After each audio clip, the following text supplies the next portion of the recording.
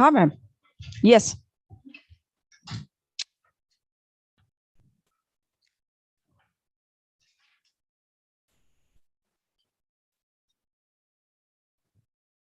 A very good morning, one and all.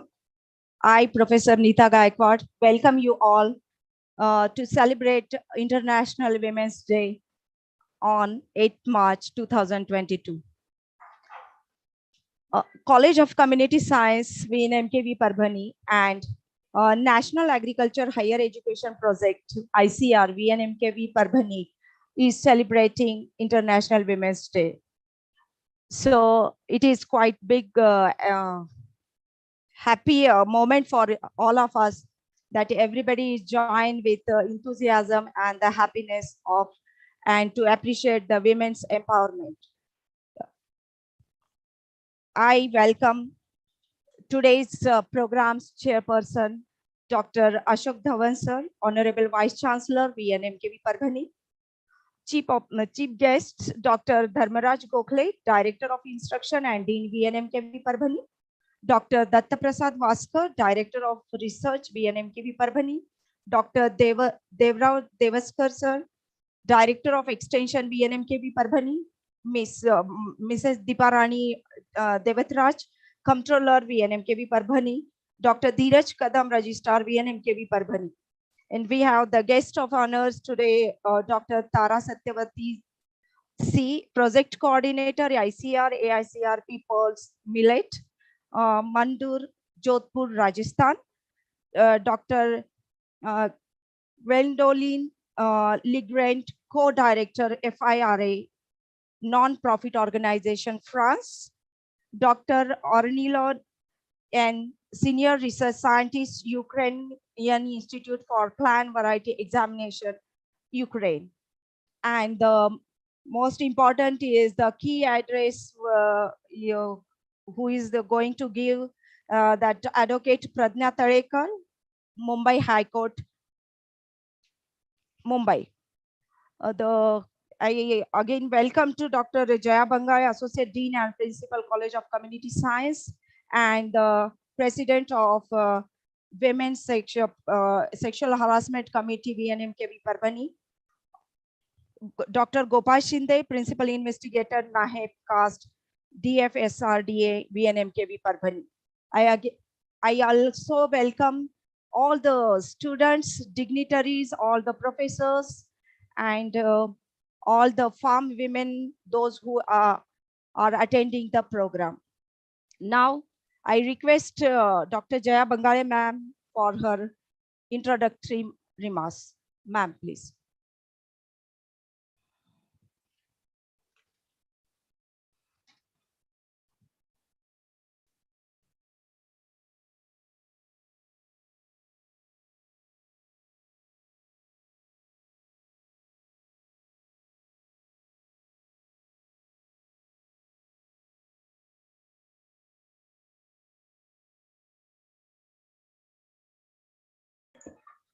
Not allowing, not allowing.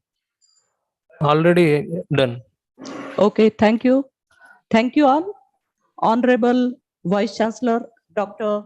Ashok Dhawan sir, all the dignitaries, heads of the department, associate deans and principals, scientists, dear students and friends who all are present on this virtual dais to celebrate this International Women's Day. A very warm welcome to this International Women's Day. Actually, this celebration is a sign of appreciation, respect, and care for women where we live in this society. And it's also a day to celebrate women's achievement, raise awareness about gender equality, also focus on women's rights. And in a right way, based on United Nations theme, which is gender equality for having this sustainable future. On this basis only, for this International Women's Day celebration, we also have decided to celebrate this day by having a theme that is gender equality in agriculture, science, and technology for having a sustainable future. And really, we are lucky to have national as well as international scientists and even the women working in various spheres and again playing their roles very effectively. Some women, great scientists, even the advocates from various areas also here we have invited to guide us. Then as a president of Women's Harassment Committee on this at this university level, all we thought of having this program to sensitize all our employees on women's empowerment as well as gender equality. So therefore, again, we are having a very renowned advocate on this occasion. This year, again, the theme is, or the campaign throughout the year that will be going on break the bias. And based on it, I think this is the right time to break the bias, starting from our home, community, as well as at our workplace. With these few words again, I welcome you all on this great day celebration, and have a good day. And further again, we will have a very wonderful session today. Thank you. Thank you very much, ma'am. As rightly said by Dr. Babasaheb Ambedkar, I measure the progress of community with a degree of progress women have achieved, which I feel it is 100% correct. And here we have our chief chairperson, Dr. Ashok Dhawan sir, who is always there for us to to improve our strength, and he is there to guide us in each and every way. So I request Dr. Dhawan sir for his inaugural address. Sir, please. Whether I'm required to give an presidential address or inaugural address, I'm in little confusion. Let me clear it. Inaugural address, as you will be busy with your assignment. Okay, that's right. That's right. Yes, sir. Okay. At the outset, let me extend my congratulations and greetings to all women folk working in different walks of life in general and agriculture in particular.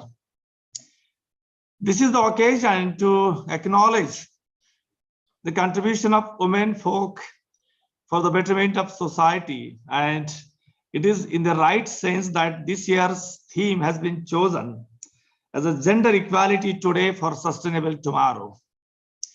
Because if we cannot ensure the gender equality today, our sustainable development for tomorrow itself will be in a great danger. And I would like to place it on record that the women, they are excelling in every field of life, and agriculture is not an exception to this. During last few years, even the ICAR has been given more emphasis on addressing the issues of gender equality, and particularly how best we can give a place of pride to the women folk working in agriculture and art activity, particularly the research programs which are designed and developed to address these issues. Now we are getting the fruits of those research programs. Particularly, I would like to appreciate the work done by my colleagues through AICRP on women in agriculture. And we have been engaged in developing those technologies which not only improve the quality of women's life, but at the same time ensure the place of pride through drudgery reduction, improving their efficiency, and increasing the contribution of women in agriculture and allied activities. Particularly, I do not mean to say that those women colleagues working in the field, of course, field as a laborer, field as a manager, but at the same time, most of the women are working in the post-harvest value addition and allied activities. So it is in this context, I deeply appreciate the contribution of our women scientists. Particularly, it is noteworthy that for ensuring the equality of women and ensuring the place of pride of the women in agriculture, whatever technologies which we have been able to develop today through our university under the supervision of the scientists working in the ISR system. So whether it is in the Faculty of Agricultural Engineering, where mostly we are focusing on the issues of designing and development of farm machineries, so that we can improve the efficiency of women labor.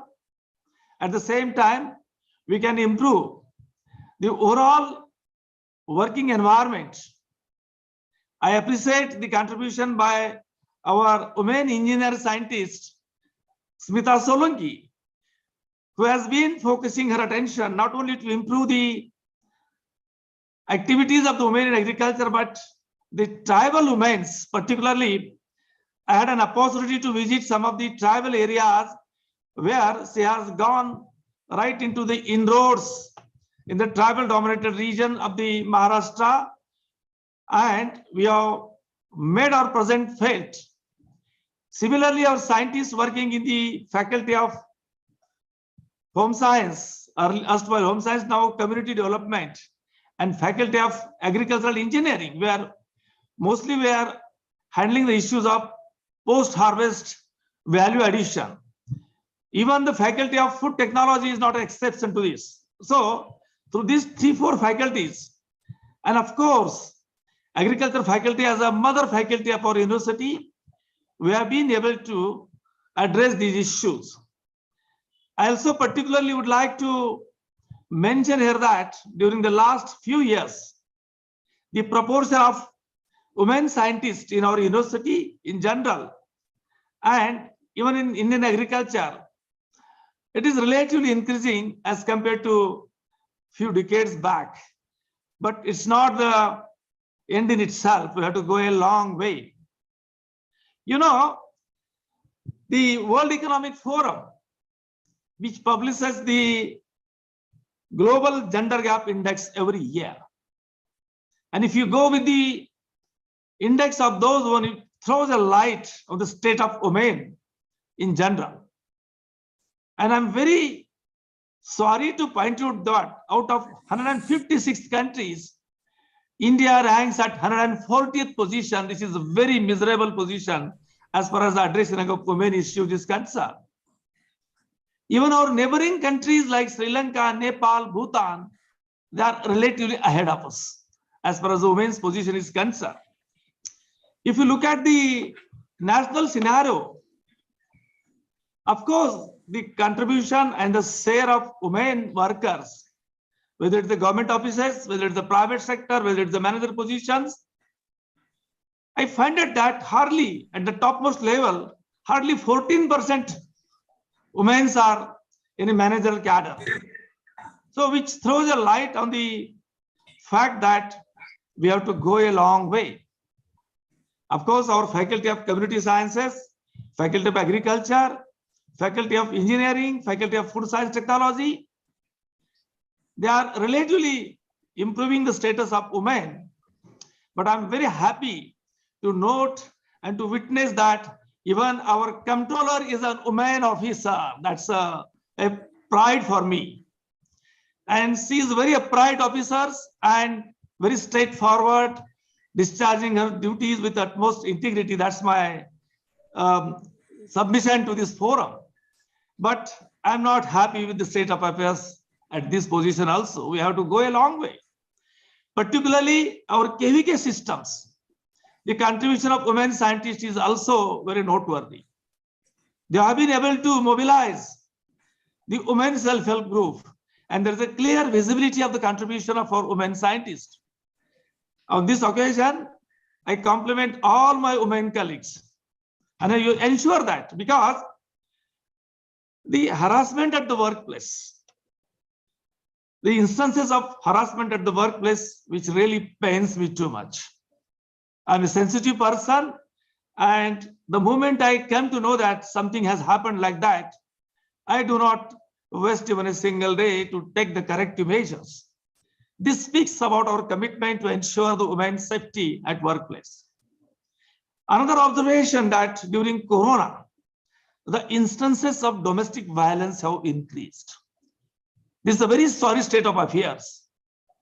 But simply pointing out these facts doesn't serve the purpose unless we take some steps in that direction to ensure the place of pride.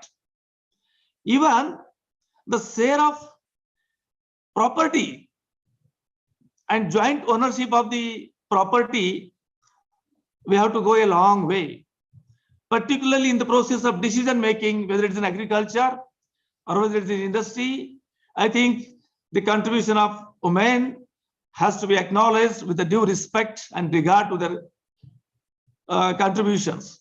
With these words, once again, I wish a very great success for this day and every day ahead of this day. Thank you very much for giving me an opportunity to speak few words on this occasion. Thank you very much. Thank you very much, sir, for always guiding us.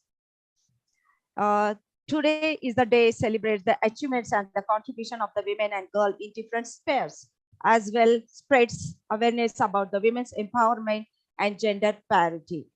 Today is a great day that we have with us national, international scientists, renowned scientists with their commendable work. I request Dr. Godavari ma'am to please enlighten the commendable contribution of Dr. Taramati ma'am. Over to Godavari ma'am.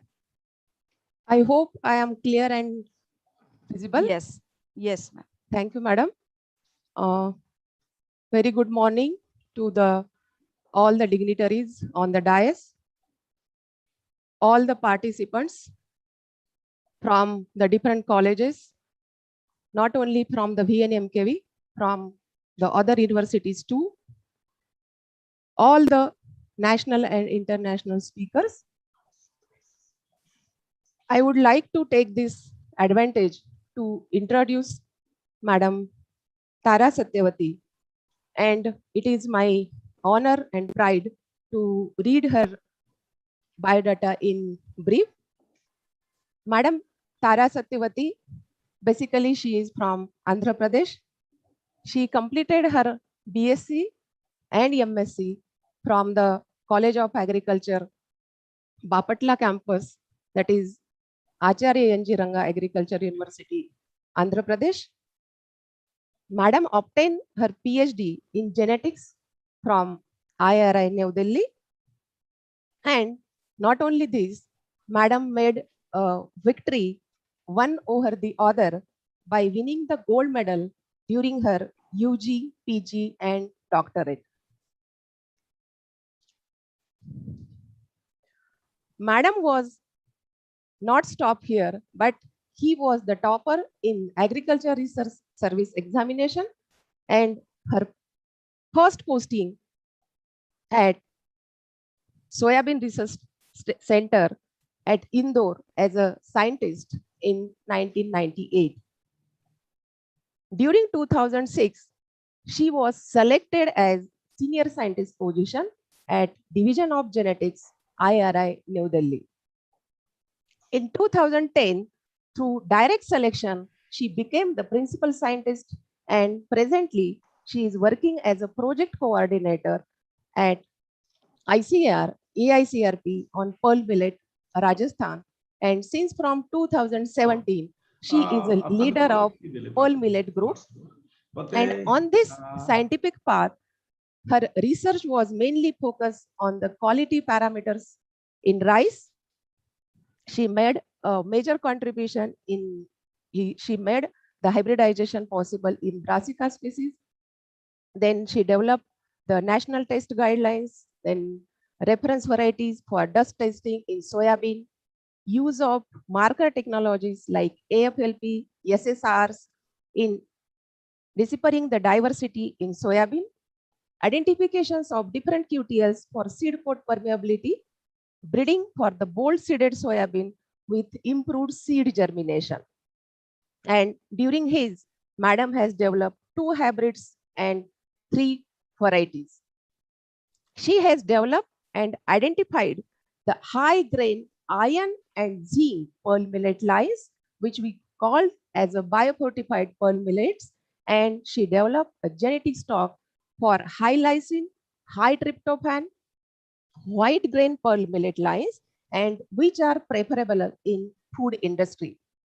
As project coordinator, Madam has introduced a benchmark level of iron, that is 42 ppm, and zinc 32 ppm contained in the promotion criteria in cultivar release policy for the first time ever in the world, and which helps to release of 32 hybrids and 2 varieties of pearl millets with minimum of 42 ppm iron and 32 ppm zinc, leading to the nutritional security of rural women and children. And under her leadership, her research efforts addressing now the rancidity in pearl millet and development of material and technologies for arid zones were taken up, and Madam has published 130 research papers, 6 books on her name. She has handled more than 20 research projects financed by different agencies like DPT, DST, and many more funding agencies. Many more students completed their MSc and PhD under the guidance of Madam. And Madam served as a Vice President of ISGPB, Counselor and Joint Secretary of Indian Society of Agricultural Science, New Delhi. Madam is a Fellow of Indian Society of Genetics and Plant Breeding, and Madam received many more awards. I will read brief. Dr. Punjab Rao Deshmukh Outstanding Women Scientist Award in 2016, Outstanding Pearl Millet Scientist Award in 2018, Outstanding Research Contribution in Pearl Millet Improvement in the country in 2018, MS Swaminathan Women Scientist Award in 2019, along with many best research papers, best poster presentations, and I think that all these awards are the real gesture of appreciation for her long years of service and her sincere and dedicated service in poor man's crop. So all of these words, I would like to welcome Madam Tara Satyavati on the virtual platform of Vasantrao Naik Marathwada Krishi Vidyapith Parbhani. So Madam Tara Satyavati, please. Thank you, Madam, and namaskar to all the dignitaries and participants of this virtual event.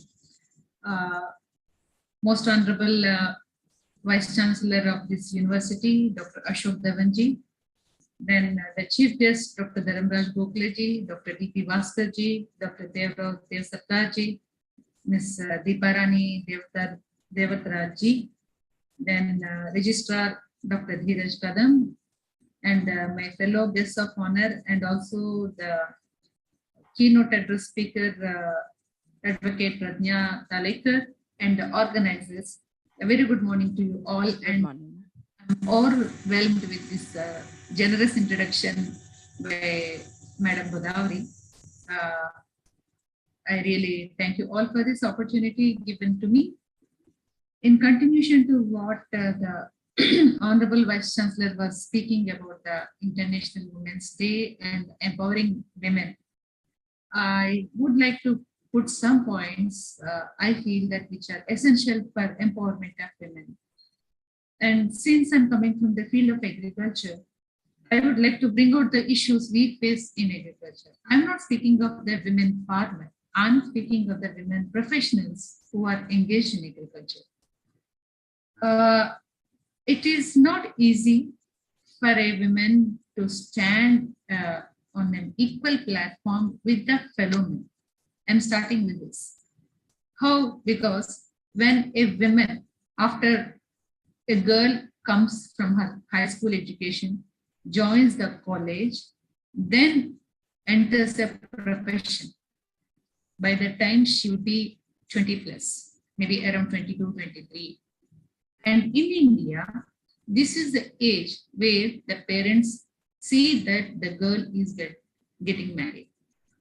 So once the girl gets married and she enters the personal household responsibilities, and at the same time, she is confronted with the official professional responsibilities.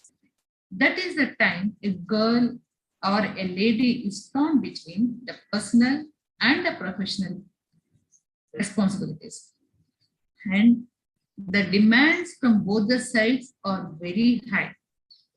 And you also see that in most of the cases, when a female worker tries to come forward, there will be many people who try to pull her back.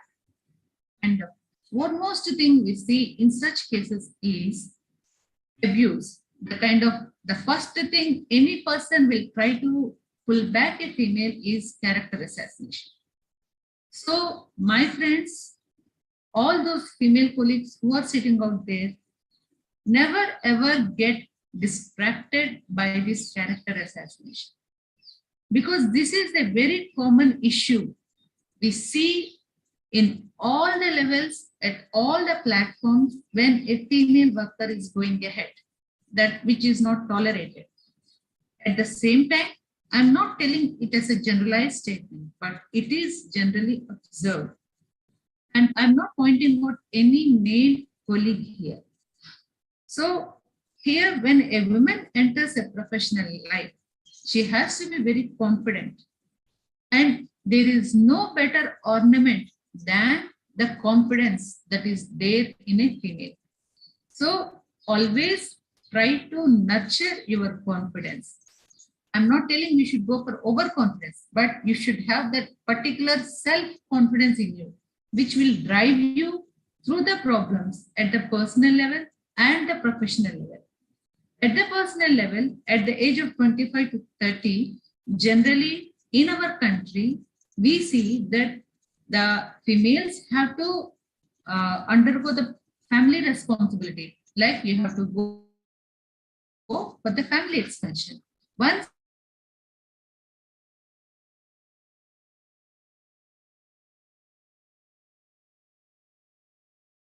that also has to be taken care of. And that again, she has to give undivided attention to the newborn. She has to take the responsibility of bringing the child. And at the same time, all the years of the hard work she has put upon in building up her career will be at stake. So she doesn't want to leave that career also. And at the same time, she wants to be a mother, a successful mother, a good mother, and a good wife, and a good daughter-in-law. Many roles are there for that woman. So at that point of time, what she needs is confidence, cooperation from her partner, cooperation from her family, and cooperation from the colleagues. But the real world is not so. So at that point of time, my suggestion and my advice, sincere advice to all my female colleagues is, please try to prioritize your interests. Family is important, profession is also equally important, but you should try to balance. Keep some targets for your personal life and keep some targets for your professional life. Then try to make a balance and never ever lose your cool. The time will come, but we have to keep that patience. Okay, this is one aspect. Then number two, for a woman to be successful and to be happy, she needs financial independence. And she also should have the freedom to move. That means not walking out of the relation. The freedom to move is mobility. She should be able to go on her own. She should not be dependent on any other person. And also the financial independence matters a lot. She should not look for her daily needs from someone else. It is not that she should cut the relation, but that independence, that fine line, the freedom, that should be there with the female. And number three, there should be sharing of responsibilities. in the office, even at home.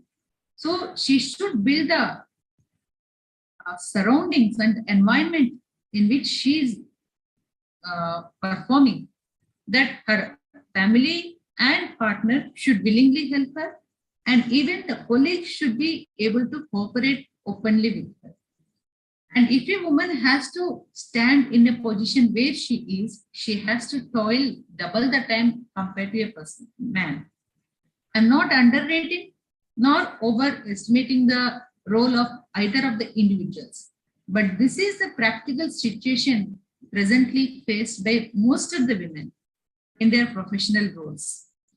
And number 4, when you have children, please teach them that it is not the responsibility of the girl to take the household duties, or it is not the responsibility of the boy to take up the external activities. No, you should teach the children that both the children, both boy or girl, are equal, and both of them should be taught equal responsibilities. The boy should be able to do the household work, and the girl should be able to manage the outside work. This attitude should be inculcated in the children right from the beginning, and that has to be done by the mother herself.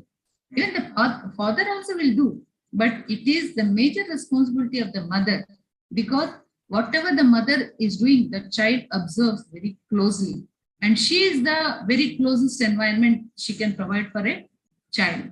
So these are the 4 major things one should keep in mind. And many other things are there, like domestic violence is there, and office environment, how the colleagues interact, the slang, and all these things are there. But we should try to overcome all those things with a smile. And don't lose confidence. This is one issue. Coming to the professional related to agriculture, the girls are no way less than the boys. And if we see in many higher platforms, in many higher positions, females are coming up. In 1 or 2 science departments also, we have the secretaries, the females. So the girls are climbing the ladder. They are achieving the professional excellence. Now, after we get to those positions, once the woman gets empowered, the empowered woman opens up the doors for other women to empower. So we should never forget that we should give a helping hand to our juniors and junior colleagues, and also maintain an equal atmosphere in our working surroundings. And also we should have a work-life and home balance. Domestic and work-life balance should always be there. For this, we need to prioritize the things, which is very, very essential. These are just a few things I thought of sharing with you people. And one work right now, Madam Godavari has mentioned while she was introducing me and my biodata. One of the work we have taken here is biofortification in pearl millet.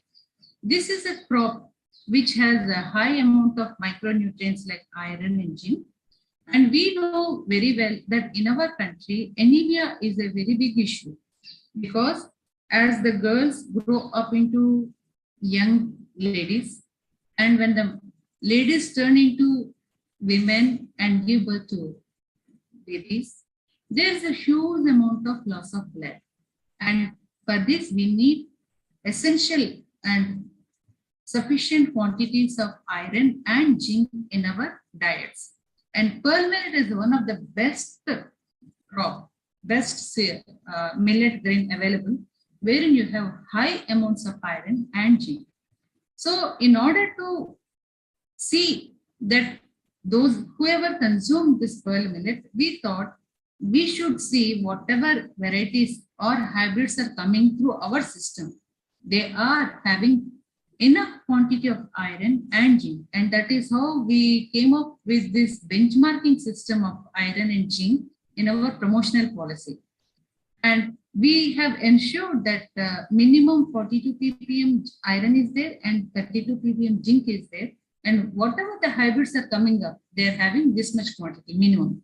So whoever is consuming this millet, they'll be getting sufficient quantity of iron and zinc, so that we are trying to secure the nutritional status of the women and also the children who are consuming.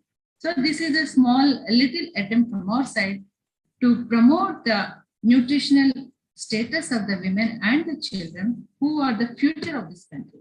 That's all. And this is what I wanted to share with you people. Thank you for giving me this opportunity. Namaskar. Thank you. Thank you very much, ma'am, for enlightening us with your words.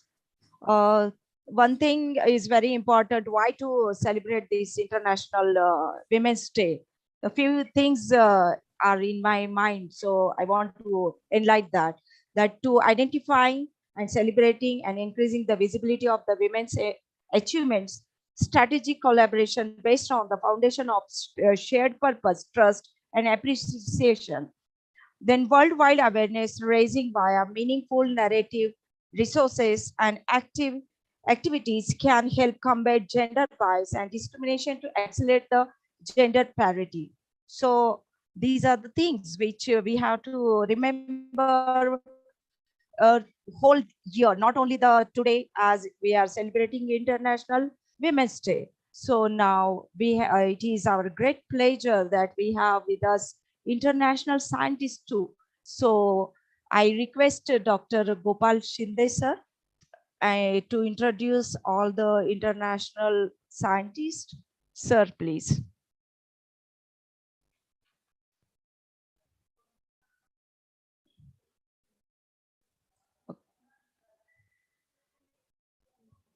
Nisarana.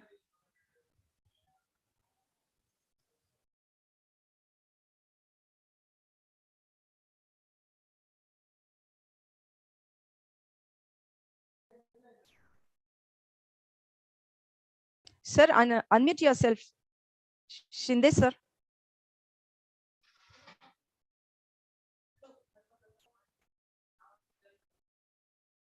Yeah, thank you.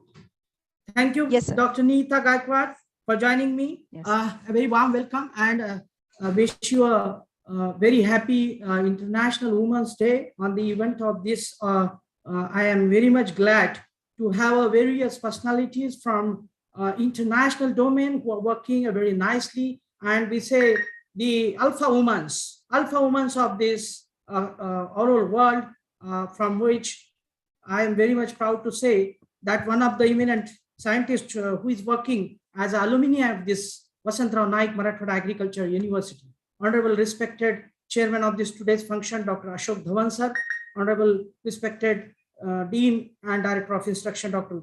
D.N. Gokhale sir, respected Honorable Director of Research, Dr. Vaskar sir, respected Dr.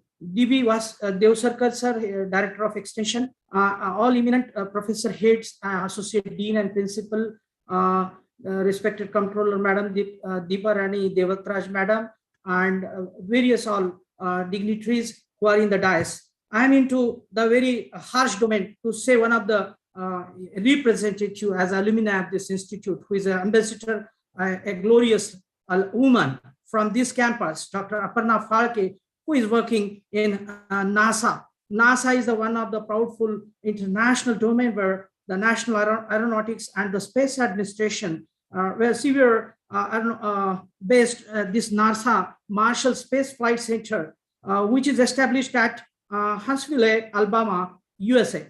At this center, she leads, actually she is leading the agriculture and water services area activities and works towards the building capacity of the developing countries to address the different challenges around the globe.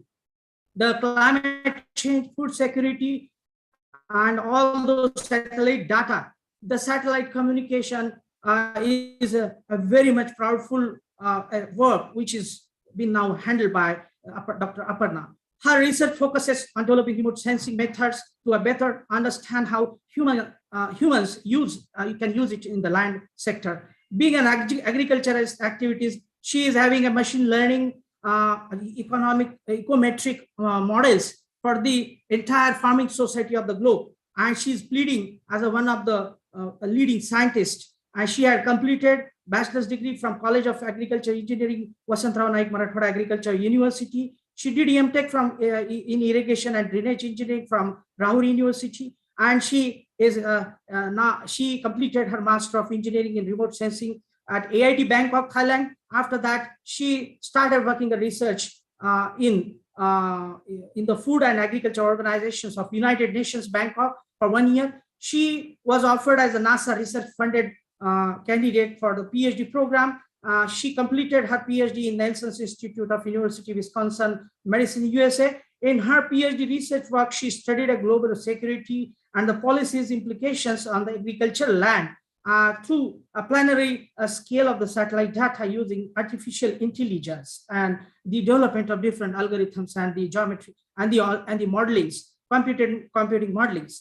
Now, she had proud to say she is a lead scientist working in the San Francisco for the 2 years, and also now she is one of the eminent speaker for amongst all those who are leading the today's global challenges. So very nice to see you, Aparna. I'm very much proud to hear from USA. Thank you so much, Dr. Gopal Shinde sir, for such a brief introduction. Good morning, everyone. Actually, I had to plan for this event very impromptu, but I'm most honored to return to my alma mater whenever they call me. But nevertheless, I'm extremely glad to meet all the international and in-house dignitaries, including Honorable Vice Chancellor, Dr. Ashok Dhawan sir, College of Agricultural Engineering ADP, Dr. Uday Khodke sir, and other dignitaries, including professors and other university dignitaries, teachers in the university, and my beloved students. I'd like to share my kindest regards to you all, and also really happy to be here sharing this space with you all on the International Women's Day. So I'd like to start with wishing you a very happy Women's Day. International Women's Day provides a useful opportunity to reinforce the fact that everyone has a role to play in forging a more gender balanced world. Although International Women's Day is a global celebration, or it celebrates the social, economic, cultural, and political achievements of women, but this day also marks a call to action for accelerating gender parity. Many societies have moved on from women having to succeed in man's world. Gender stereotypes are being challenged, and diverse representation of women is more evident. There is still continuing need worldwide for more progressive mindsets and inclusive behaviors to be forged. There are many examples of gender bias, both conscious and unconscious, and each impacts women. Collectively, everyone, everywhere can strive for women's equality and continue to make positive gains. Women and men, every one of us should remember, the rise of women is not about the fall of men. Everyone can play a role forging gender parity. Gender balance is not solely a women's issue, but also an economic issue. What is bias and how does it play out? Advocacy, inclusive mindsets, and tangible actions are needed from all of you from the society, from every part of the employment, every part of the corner, from village, from cities, every one of you. Especially talking about agricultural engineering women, when I was part of a class population with only 10% women and 90% men, it was not an easy task to keep myself focused and achieve what I want without facing the gender discrimination. But I would like to say, keep working hard, be yourself, take risks is what made me what I am today. On this note, I'd like to applaud all those women today sharing this platform, and also all those out there who worked hard towards their goals, who have made tremendous contribution towards themselves as well as their family empowerment, and women who are not afraid to take risks, and those women who pass all those obstacles. Wish you all once again happy Women's Day, and thanks for making me part of such an auspicious occasion. Thank you. Thank you. Thank you, dear Aparna. Definitely, we all will be like to be a very much, immediate predecessors is the inspiration of a success story, and everyone of from this campus, Vasantrao Naik Marathwada Agriculture University. In fact, our Vice Chancellor is always inspiring the students to look at the opportunities now. In future, we have one more opportunity of a NASA Center, LIGO, which is just establishing aside this Parbhani district nearby this Vasantrao Naik Marathwada Agriculture University. There are a lot of opportunities. We have started Parbhani Astronomical Society Association activities to make the nurturing of the school students who can make their own scientific approach towards the satellite communications. They are launching a very small data collecting satellites, and they're doing very nice work.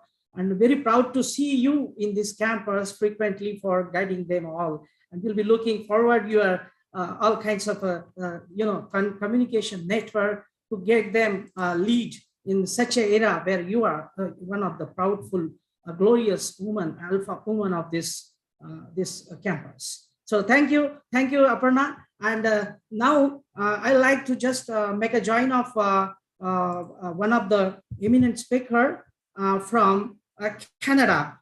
She is nothing but she's one of the lady who works in the robotic system, and the robotic systems wherein the kinds of agricultural practices as nowadays are very much challenging for us to get involved. And I like to share her message to this event.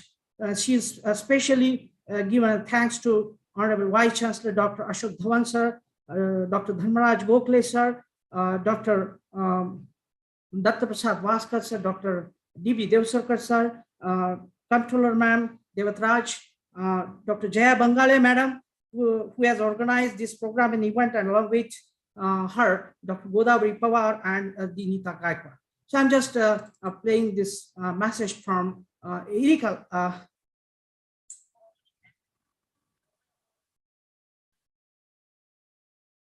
Is it audible?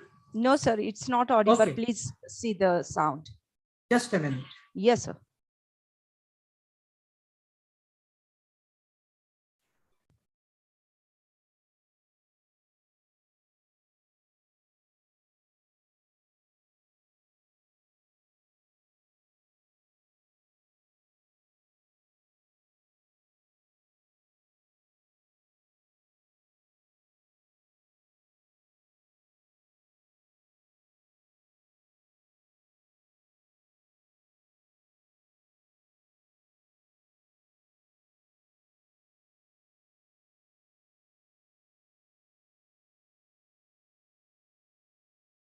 For this event that is very important for. Good morning, everyone. Good morning, everyone. Good morning, everyone. Good morning, everyone. I'm Gwendoline Legrand. Good morning, everyone. I'm Gwendoline Legrand. I'm from GOFOR, the Global Organization for Agricultural Robotics. First of all, let me thank a lot NAHEP and especially Dr. Gopal Shinde, who invited me to join you today for this event that is very important for all women, I think, in the world, and even for all the men that are involved in this International Day. To start the overview of what I wanted to tell you today, let me introduce myself quickly. So, as I said, I'm Gwendoline Legrand. I'm the co-director of GOFOR. This non-profit organization based in France, in Europe, has been launched in 2019 because we wanted to have this independent organization in order to promote and to help and to support the development of the agricultural robotics industry worldwide. As you can see around me in my background, we are organizing few events in France, in Europe, and in other parts of the world. And these events have the main ambition to promote and to help the promotion around autonomous solution and agricultural robotics. This is the main goal we have in our organization. And for you to know, and that's very, very linked to this event today, in our organization, we are a small team of 4 women organizing every day those events, working hardly with the robot manufacturers, with the farmers, with the syndicate, association, universities, to spread the word of automation, farming automation. In our team, this operational team of 4 women, we have also the executive board, which is composed of 2 women out of 4 members. So as you can calculate, we are 6 women out of 8 persons in our organization. So we are quite proud about it, because it's pretty rare that we can have co-directors in organizations such as FIRA and GOFA. Even in France, even in Europe, I think everywhere in the world is quite the same. Women are not that much represented in high-level, high-top management. So as you can see, good morning, everyone. I'm high-top management. So as you can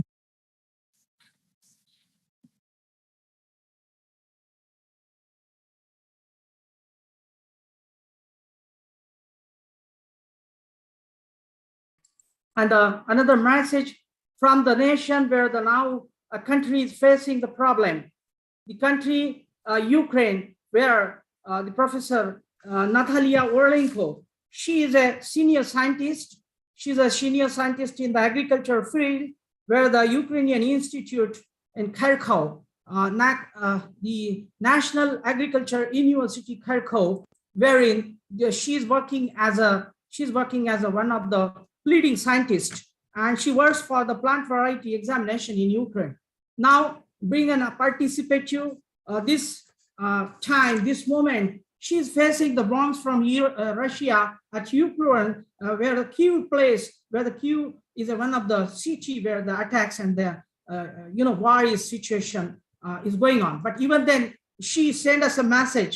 I'm just reading this message on behalf of Dr. Natalia. Very warm welcome, and wish you a very happy International Women's Day today on this occasion. Respected Honorable Rector, Dr. Ashok Dhawan, respected Dean and Director of Instruction, Dr. D.N. Gokhale, Dr. D.P. Vaskar, Director of Research, the Director of Extension, Dr. Devi Devsarkar, Controller, Ma'am, Dr. Devata Raj, Dr. Jaya Bangale, Coordinating Secretary, and the Principal Investigator, Dr. Gopal Shinde. I'm fortunate to have this message with you, even if I could have joined this program, but today I'm not sure that where there can be a bombing in my city. It's a really harsh and hard time for a woman, because in Ukraine, every woman is now started taking participation. They're struggling for the nation. As a woman empowerment, every woman is pleading with the war situation by taking the guns and ammunitions. So, dear all colleagues, we have a very good kinds of greeting and feelings on this occasion.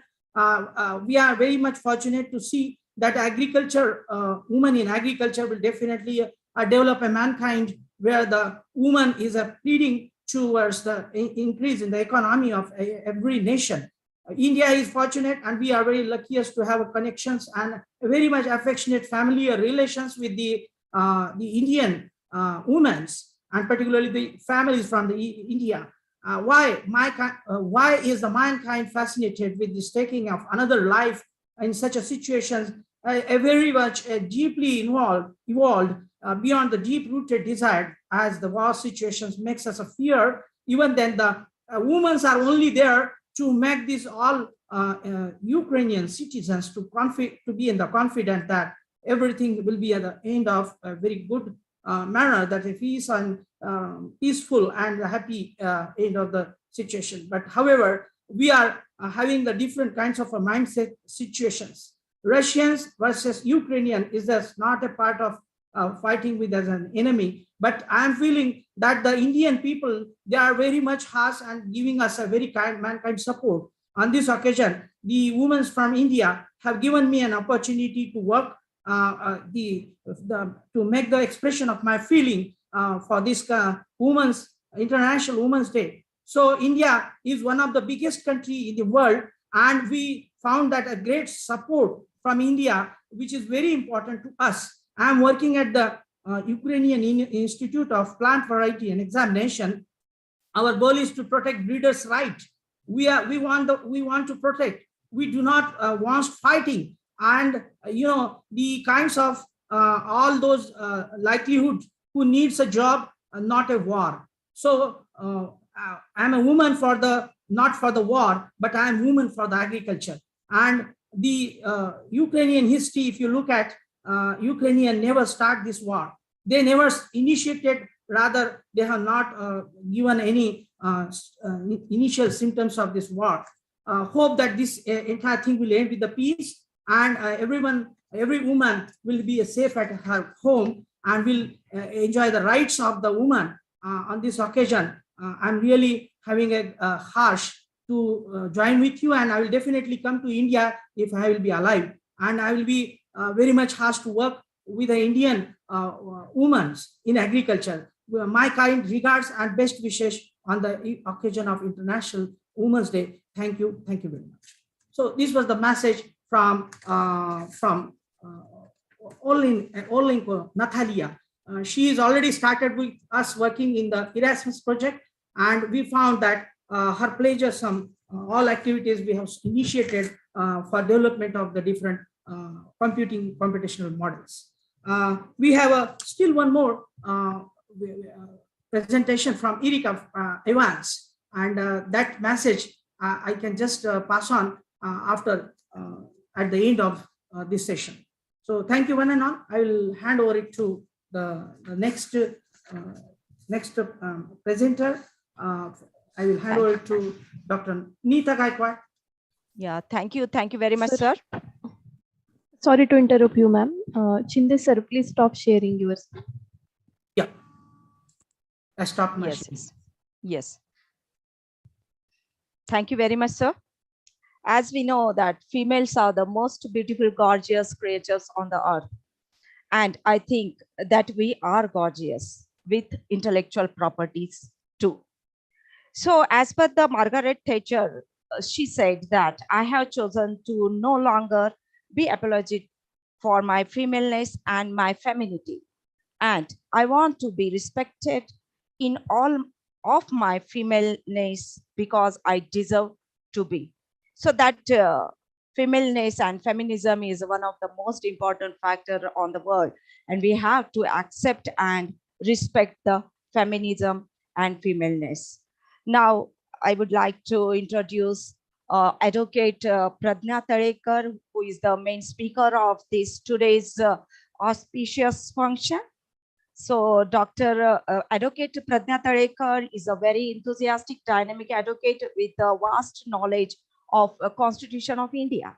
Advocate Pradnya completed her Bachelor's of Civil Law, University of Oxford, graduated with distinction, BA LLB, Intellectual Property Rights, Honors, National Law University, Jodhpur. Ma'am has vast experience of research as well as in the judicial clerk and law intern, etc. Ma'am was research fellow of Center for Civil Society, Asian Studies, Center for Peace and Conflict Transformation, Fall 09. She has many research publications, and which were one of the most proudly, I can say that one research paper was accepted by the government of Nepal while developing their constitution. So it is quite a proud moment for all of us. Ma'am is practicing at Mumbai High Court. And most important thing is she is from Aurangabad, from our region. So I request Advocate Pradnya Tarika ma'am for her speech. Thank you so much for the extremely generous and kind introduction. Also, let me begin with a word of appreciation for the most beautiful talks and dialogues that this morning has started with, right from Dr. Dhawan explaining his sensibilities to this issue, Tara Madam giving us a perspective on the socio-cultural aspects of gender equality, and all the exceptional women scientists from across the globe who came in, especially Dr. Natalia, who in times of such crisis in Ukraine has managed to send the message where she's not sure whether she'll live, but she sends a message of hope and strength to all of us today. So it's a beautiful beginning to such a great occasion. Another word of appreciation for the organizers, who I'm sure have pulled in great efforts to bring this event together and make it happen. So with this, let me begin. My perspective on women equality is slightly different from the traditional, where, you know, most of us feel that women have to take on a role of confidence and become the alpha males, like Dr. Shinde mentioned.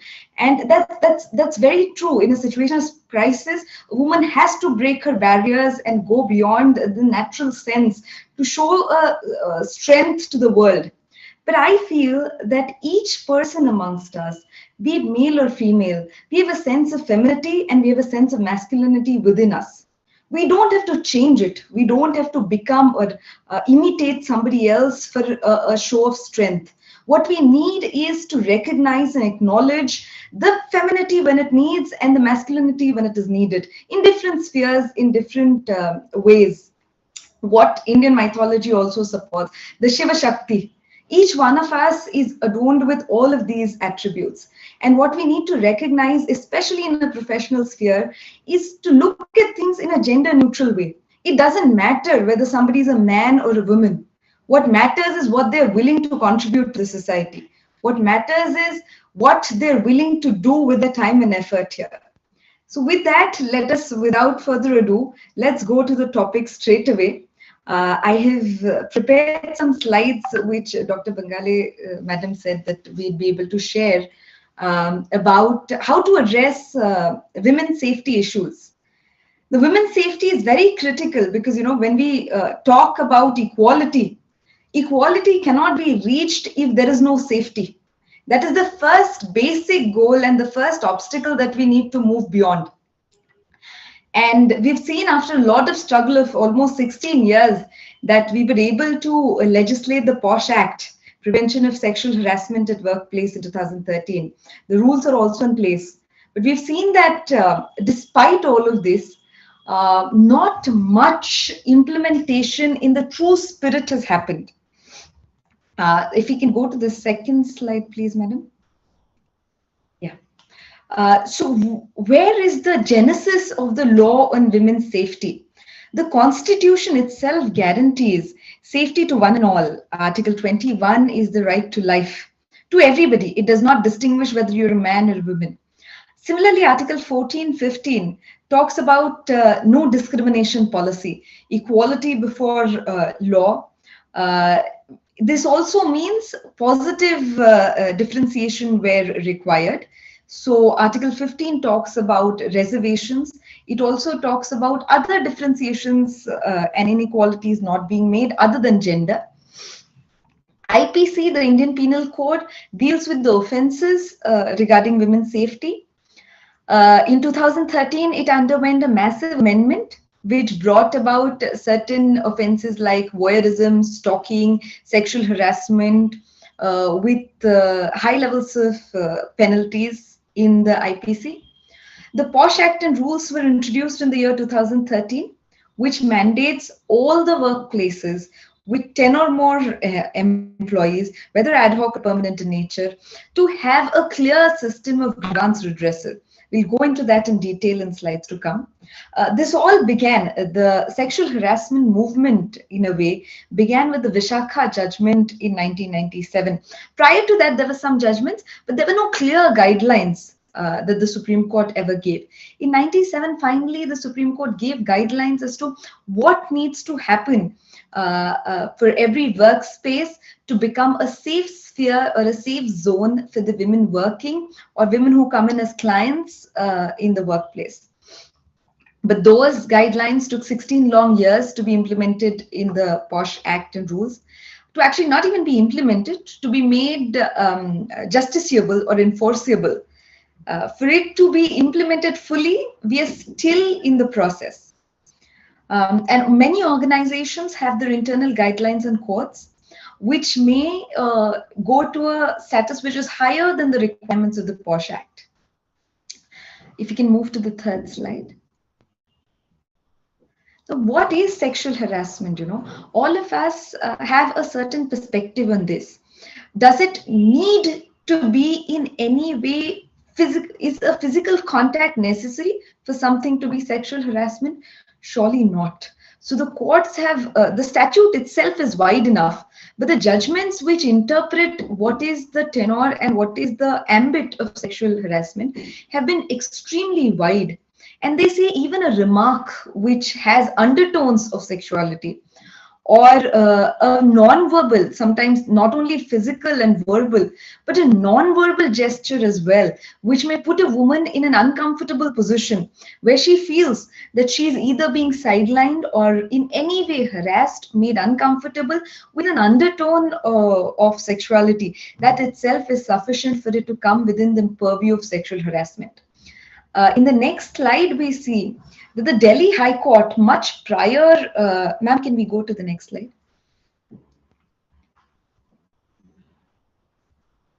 The Delhi High Court, much prior to the 2013 Act being in place, said that since it's a man's world, it's the men's perspective that tends to define what sexual harassment is. And sometimes they would say that these are oversensitive women. And what I said was absolutely unobjectionable. So the court said that is not the view that the institution or the organization that has to go by. The view that has to be taken is whether it was something that from a woman's perspective would put her in an uncomfortable space. When two people who are men could be joking about something which may put the woman in an uncomfortable space, it need not directly be sexual in nature, but even if it has undertones of sexuality, that is enough to classify it as sexual harassment, because it is a subjective experience that every woman could go through. The next slide, please. So what are the forms of sexual harassment? Most academics have diversified this in two groups. One is the quid pro quo, which means that there will be a demand in return for a sexual favor from a female employee or a person who is in the workspace. A second is you will not demand something in return, but you will keep creating a hostile, intimidating environment for that person to work in. You would humiliate her, or do something, say something, behave in a certain way that would affect her health and safety. So that also, this hostility also can be classified as sexual harassment. Next slide, please. Now I've put together some examples to, clarify our perspective on what could be sexual harassment. Sometimes there are some advances where people could say things like, let's do something together, let's meet somewhere else. This could classify as sexual harassment. So the next 10 slides or so are these examples. We could just move on with a little time for the audience to read it. So when you make some songs or signages when somebody is walking, there could be jokes which create awkwardness to female colleagues. There could be taunts which are not directly intended to a certain person, but generally about the gender bias or the women folk. sexist remarks, unwelcome sexual overtones, which could be in form of gestures, using any pretext to touch somebody which may make somebody uncomfortable. Of course, displaying pornographic material, molestation. Some of these are so evident, but there are some others which people generally would feel they're on the borderline. Maybe this is not harassment, he has not crossed the line. But we have to be very clear, whenever a woman feels uncomfortable in a particular situation and she cannot stop it despite her clear expression of not wanting to go further in that dialogue or that non-verbal or physical environment that she's put in, then it amounts to sexual harassment. Abuse of authority. In some surveys that I've come across, this appears to be a major problem in institutes, especially in the higher education sector. We'll deal with it more in the further slides. So, in short, anything that is unwelcome, it has sexual overtones, subjective experience, and whether he means it or not, nobody wants to go into that. What is it that is the impact in the mind or the psyche of the woman? That's what's important. Let's go ahead. Again, the same things. Okay, the next slide, please. So what is a workplace and what is covered under the POSH Act?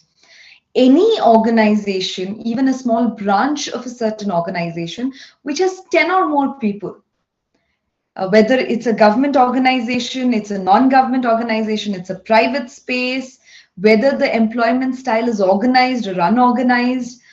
So even in our homes, where we will have domestic help coming in, that will also be covered in the workplace. Going ahead. These are just some examples of what are the places that could be covered under the POSH Act.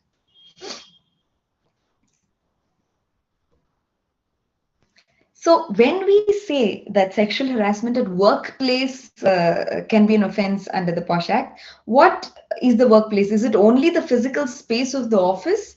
No, the courts have gone much beyond and widened this definition to say not only the physical workspace of the office, but the extended workspace, the concept of extended workspace, which would mean any place where the employer requires the employees to come, either for team activities or for the work itself.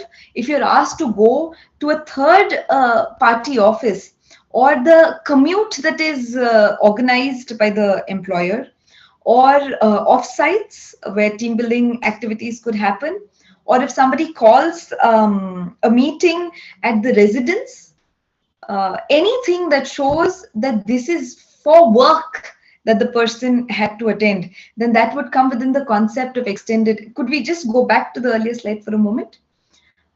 So one of the judgments has been very useful, which observes that even VC meetings, because in the last 2 years when COVID hit us, we saw that the work went online and everybody was working from their safety of their homes.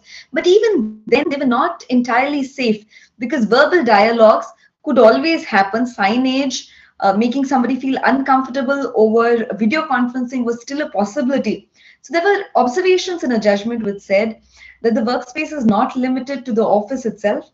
Even video conferencing meetings, if there is any sexual overtone, that could also amount to sexual harassment under the Act.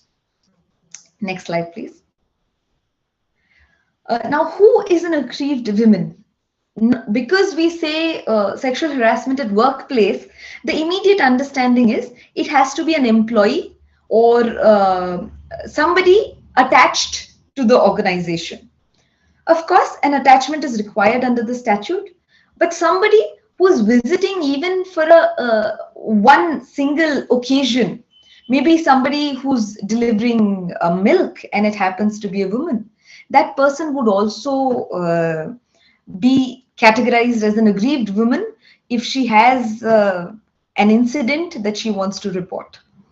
It could be somebody who is an employee.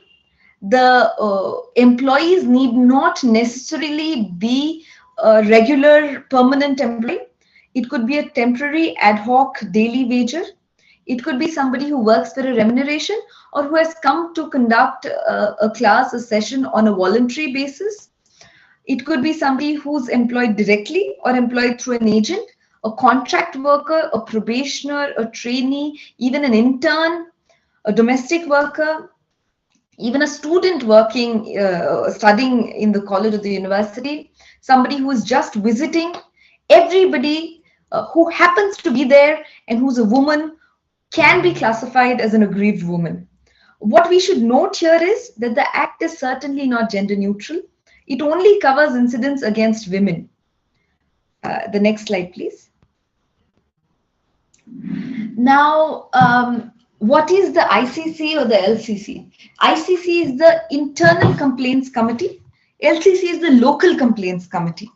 Every institution which has 10 or more members is required to constitute an Internal Complaints Committee at every branch and every office that it has.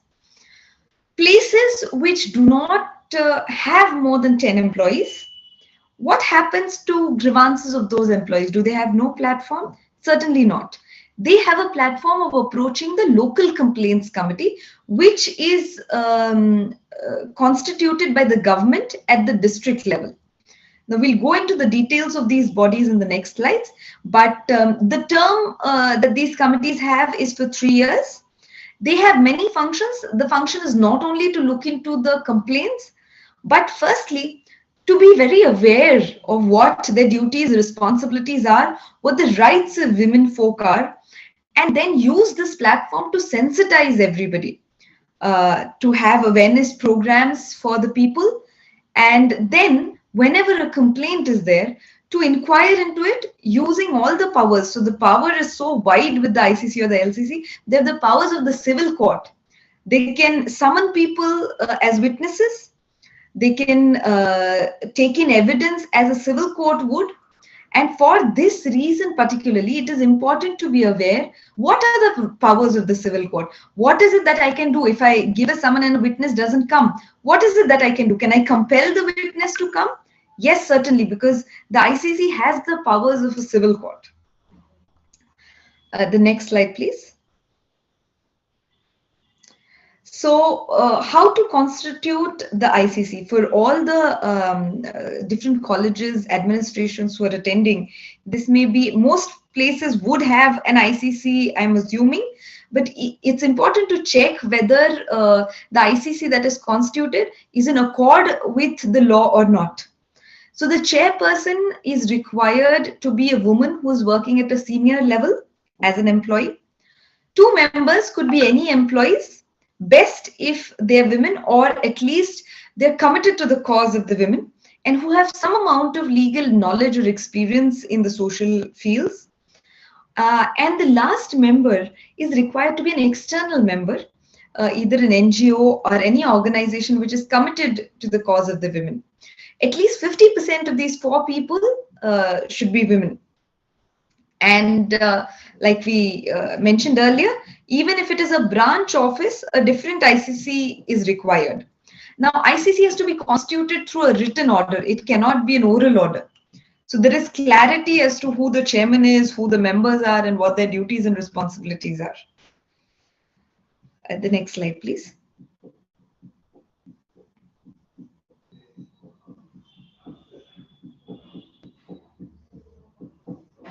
The LCC is constituted by the government, and it is at the district level. So the chairman has to be an eminent worker in the field of social work, committed to the cause of women. Members can be, one of the members is nominated from amongst the women working in the block or the tehsil level to get a local understanding and perspective. And 2 members are employees at the government level who are committed to the cause of the women. The ex officio member would be a concerned officer dealing with the social welfare of women and child development in the district. Again, 50% are required to be women. So whenever somebody doesn't have an organization which is required or mandated to constitute an ICC, then they may move their grievances before the LCC. Next slide, please.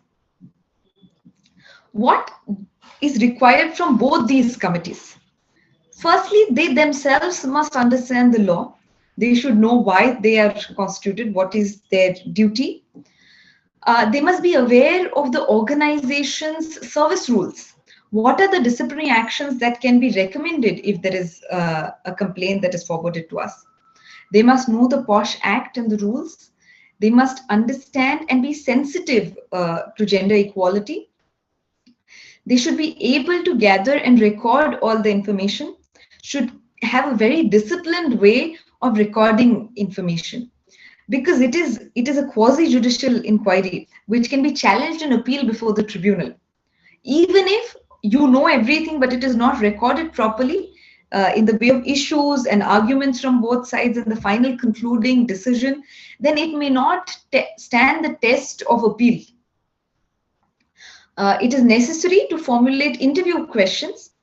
Also, it is most necessary, as one of the earlier speakers, Madam Tara, mentioned, that when you're inquiring, never to humiliate, never to ask gender biased question to the woman. It's already difficult for a woman to come up and say, you know, such and such incident has happened with me. Most people do not even speak up because they think it is the victim who will also be seen as wrong. So never to ask questions like, what were you wearing? What time was it? Why were you there in that particular space?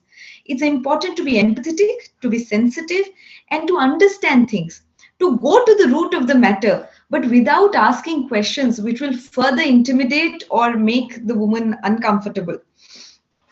To know what are the rights and responsibilities of both the parties. It's also important not to be a blind champion of the woman's cause. It's important to see both sides neutrally, to understand, of course, understand the prevalent gender bias, but also see the other side's perspective without showing a bias towards the woman. Then to analyze the information, prepare the report in detail, giving your findings and recommendations extremely clearly. It's important not only to note what has happened, to give both the perspectives of both the parties, but to give your recommendations. What is it that you recommend? And we'll go in further to say what are the different recommendations that are possible to the ICC or the LCC. Then to maintain confidentiality, not to speak about this to anybody, even in close confidence.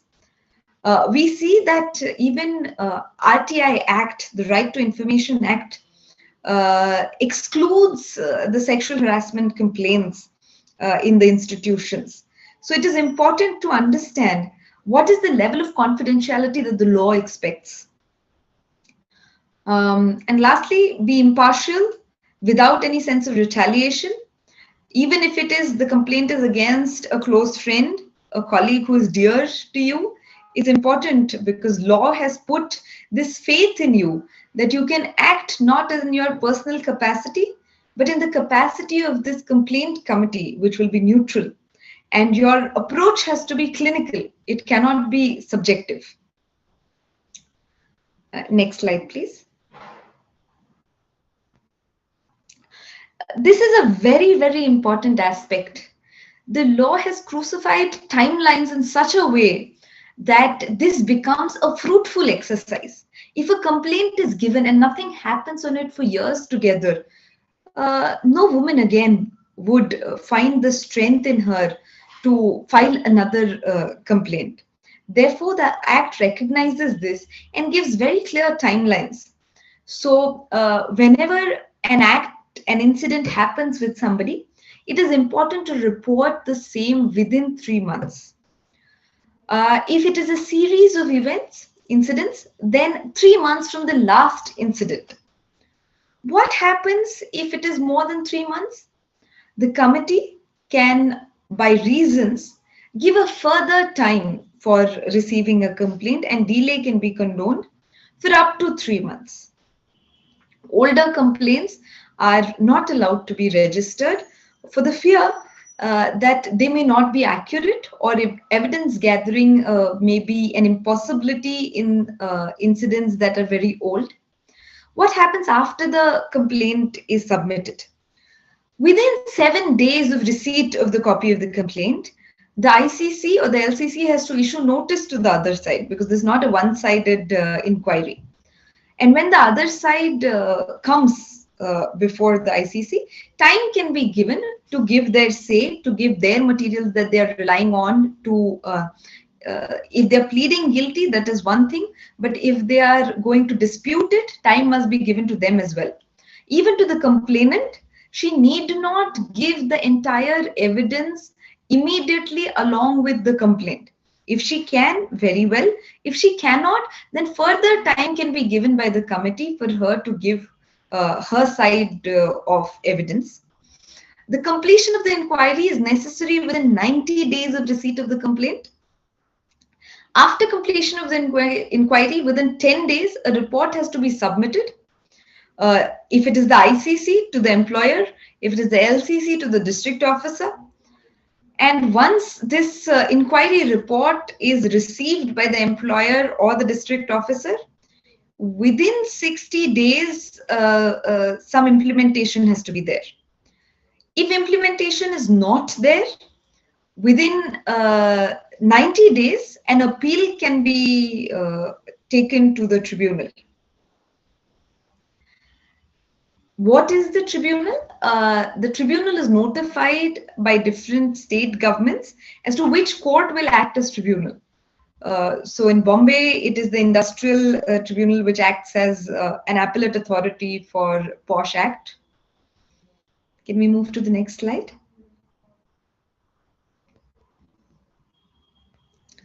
So the procedure, as we mentioned, there has to be complaint within 3 months. It has to be in writing.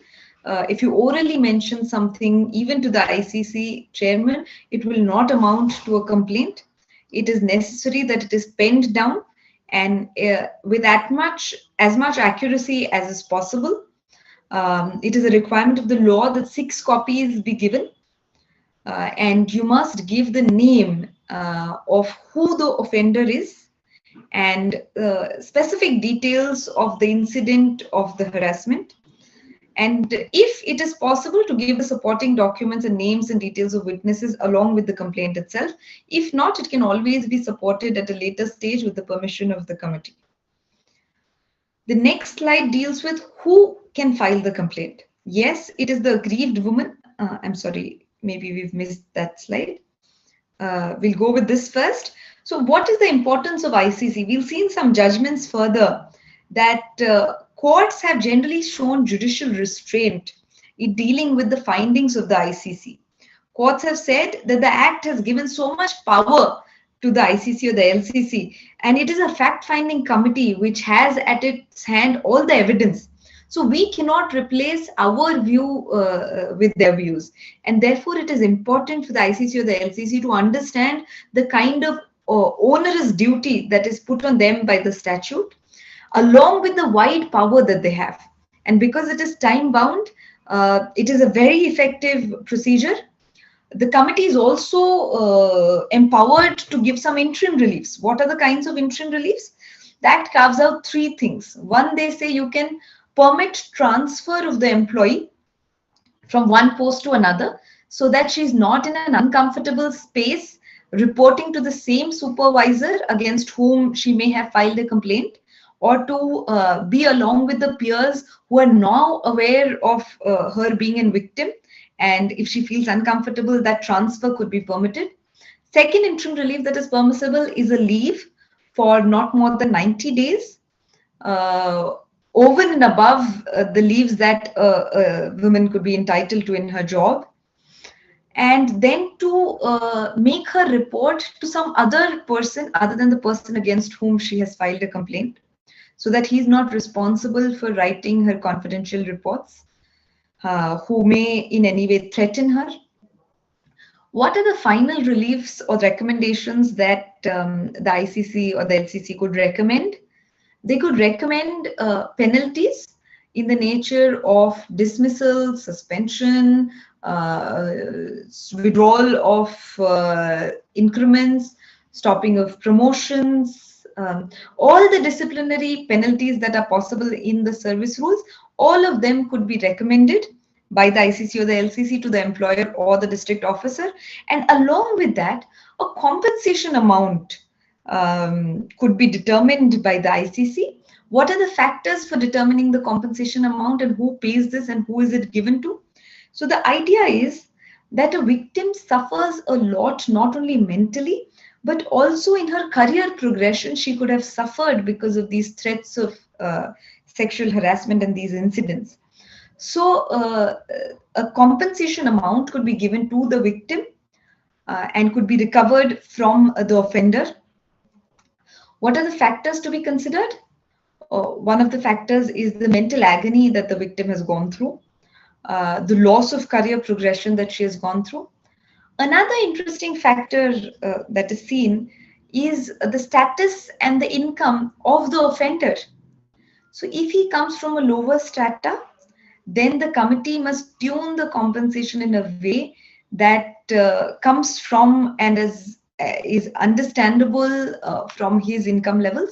However, what we often see that the offenders are at a much higher pedestal, both in terms of status and income, in which case, looking at their income, the compensation paid to the victim could be much higher.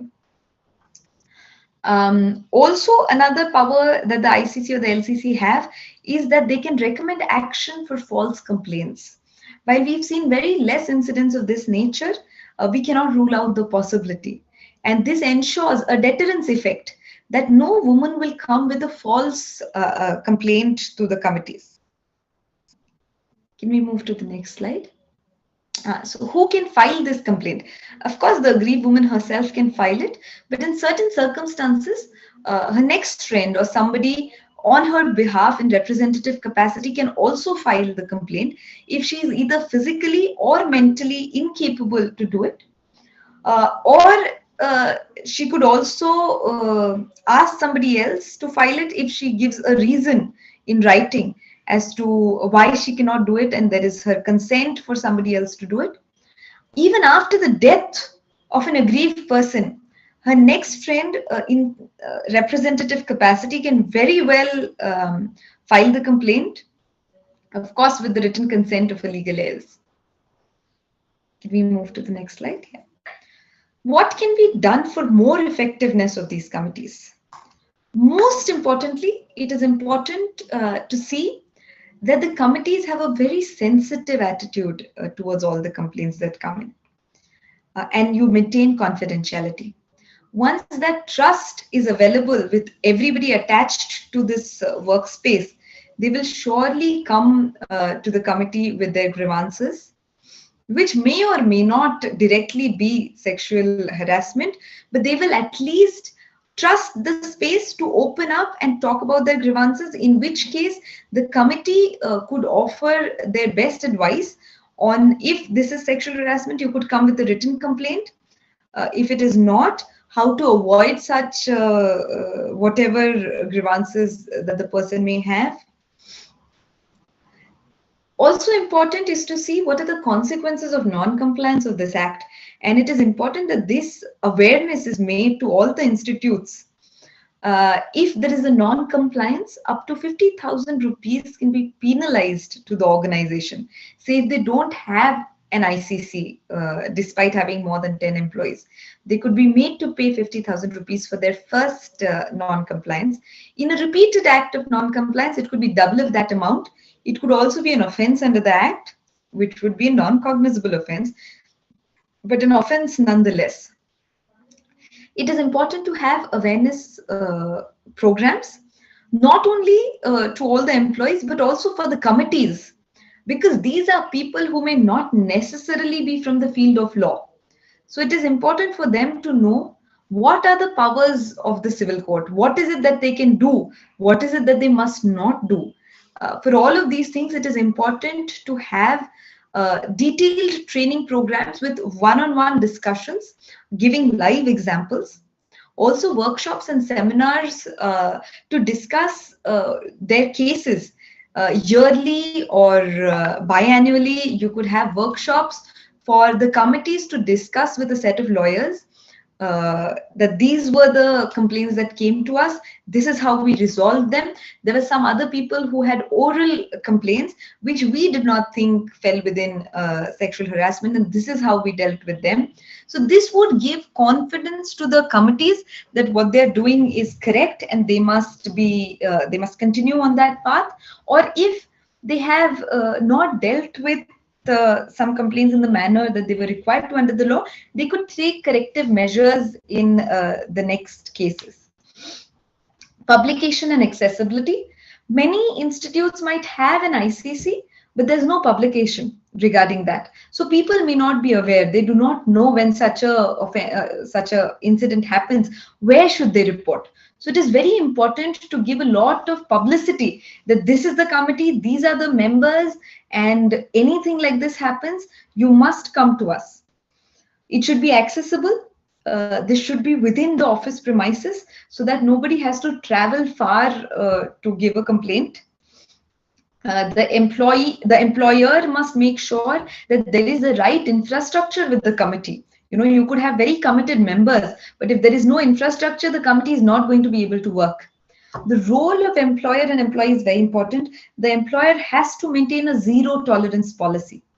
This much is okay, this much is not okay. That cannot be. Zero tolerance, what Dr. Dhawan, the Honorable Vice Chancellor, mentioned. That if there is a complaint that he gets, he does not even lose a day to take corrective measures and immediate follow-ups. That is how the employer has to retain that sensibility. And the employee must also understand, if somebody, a colleague, shares with me something in confidence, it is important for me not to take a perspective of saying, yes, you are right, what would people say? And, you know, always some thing is attributed to the woman and allegations may come against you. Each of us must give strength to the other person in a vulnerable position to say that, no, this is wrong and you cannot excuse it. You must stand up and we are all with you. We are here to support, we are here to protect. It is also important to spread awareness, to create awareness for oneself and then spread awareness and have the same zero tolerance. Once you start respecting yourself, it is only then that the world will respect you. Can we move on? So this is something very interesting that I looked up only yesterday. The UGC website mentions some very intriguing statistics. They have a report done annually as to what is happening with the POSH Act and are all the universities and colleges maintaining the ICCs and how many cases have they reported.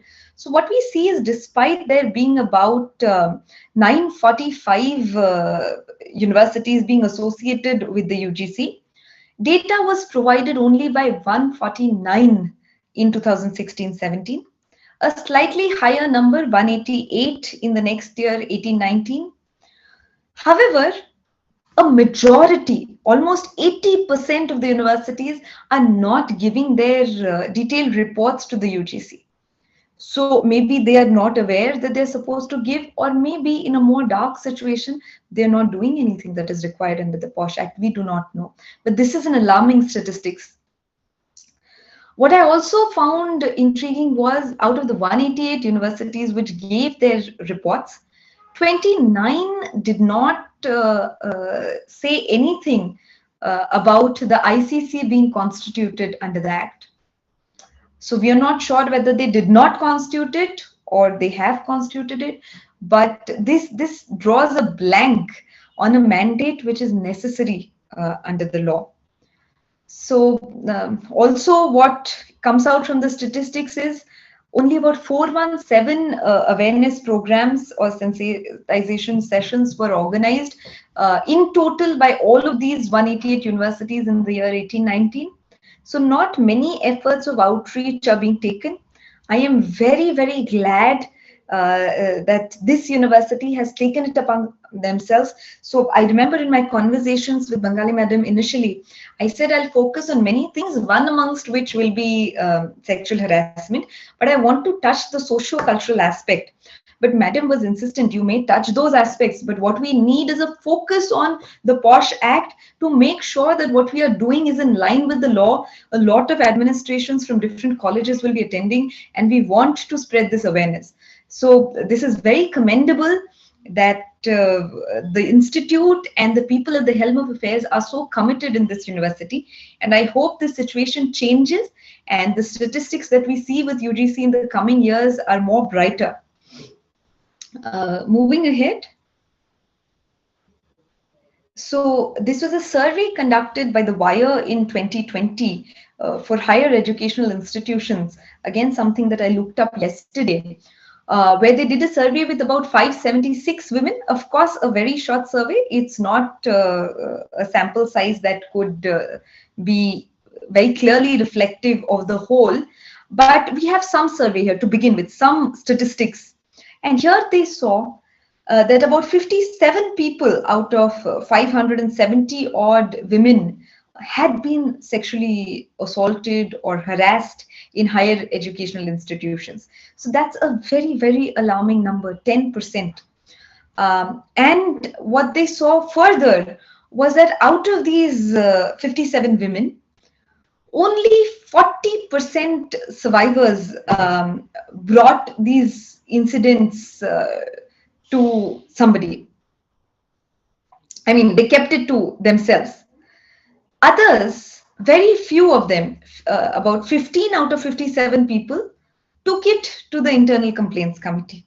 The remaining told it to their trusted friends, mentors, family. But only 15 people out of 57 took it to the ICC. So the trust that people have with the committee is not a large amount, at least as seen from this survey. So it is important for the ICCs to maintain a level of trust by having more awareness programs, for being more accessible, for bringing external help in the nature of lawyers, etc., to discuss issues with them, and then take this to all the people, women who are attached with the university or the colleges. Can we move on? Now, this is something interesting. SheBox is an online platform over and beyond the ICCs. Say somebody does not feel comfortable going to the Internal Complaints Committee. Maybe a member of the committee is the person I want to complain against. What can I do? So the Department of Women and Child at the union level, at the central level, has started this online platform called SheBox, where I can register a complaint directly online. And they would make sure that this complaint is taken up seriously either by the ICC or the LCC, and they will take the necessary follow-ups. So why was this started? Because what was seen as, despite 2013 Act and this mechanism of ICCs being in place, there were a lot of complaints that were brought directly to the department. And the department had no infrastructure to deal with these kind of equipments to deal with these complaints. Therefore, the SheBox came through. And the National Crime Records Bureau has seen that after the Act, every year, there's been an increase in the number of cases reported. So the way we look at these statistics is not that number of cases has increased. The cases remain perhaps the same or a slight increase also. But what has really increased is the reporting. So people have understood that there is a place where we can share our grievances and something might happen that is productive in nature. But what can be seen in the National Crime Records Bureau statistics as well is that 65% of the women reported that their employers do not follow the procedure laid out under the Act. Whereas 46% said that the ICCs were either not formulated, or when they were formulated, they were not aware of what exactly needs to be done. So these are alarming statistics, but the very fact that we are conducting sessions like today means that there is hope. And with such great women and men who are committed to the cause, we will surely walk ahead, take leaps and bounds in the direction where not only do we provide a safe space, but we create a happy working environment for everybody, whether a man or a woman. I think that's where I conclude today's talk. And I hope that we can all make our own workplaces safe, happy, and productive. I hope the talk has been helpful. I'll be most happy if there are any questions. I'll be happy to take them. Yes, thank you very much, Pradna ma'am. Audience, if any questions, please raise your questions. You can type in, send it in the chat box also. Yeah. I think it was quite very fruitful and useful information you gave, and very complete information, definitely. So I think no questions are there. Yeah, Sindhuja is raising hand.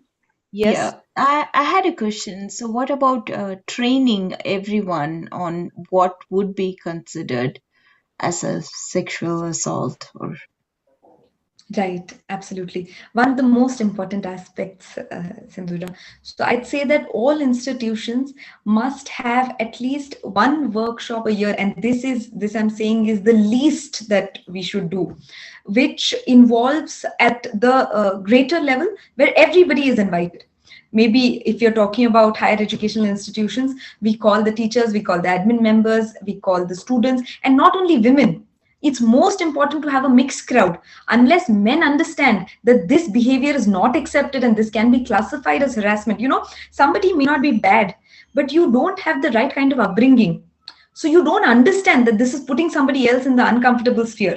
So when we make it clear, we are at least giving them a fair chance to stop something that they might be doing.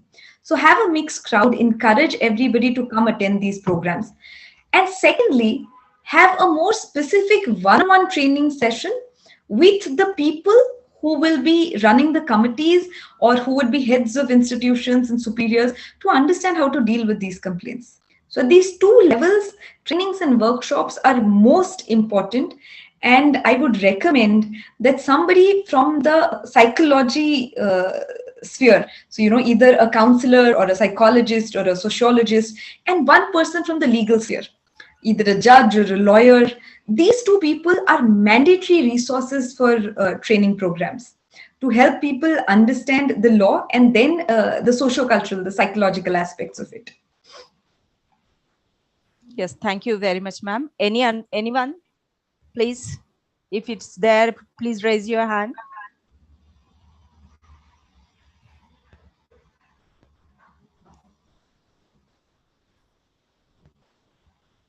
Being actually, ma'am, being secretary of this committee of VNMKV, yeah, really your that information was really fruitful and very informative for us also. I'm glad.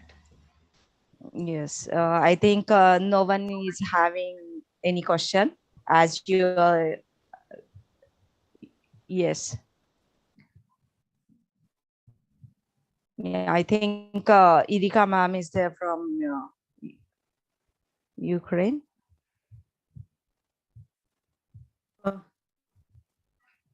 Very nice to have this at this moment at juncture. We have Irika from Canada.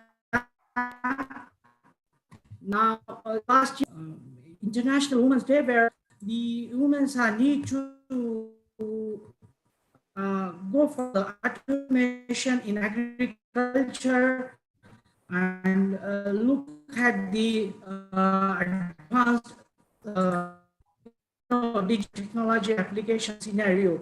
I have a Washington State University, so I'm just welcoming Erika, her messages to get the involvement in this part. I'm really harsh, but due to her message.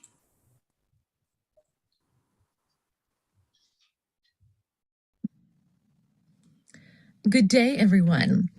A happy International Women's Day all the way from Canada. My name is Erica Evans, And the industry that I'm in is robotics. And I'm very proud to say that at least 50% of the employees working at Axerion are women.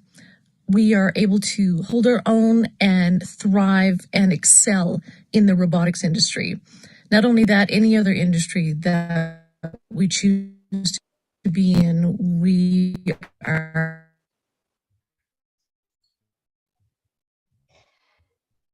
clean.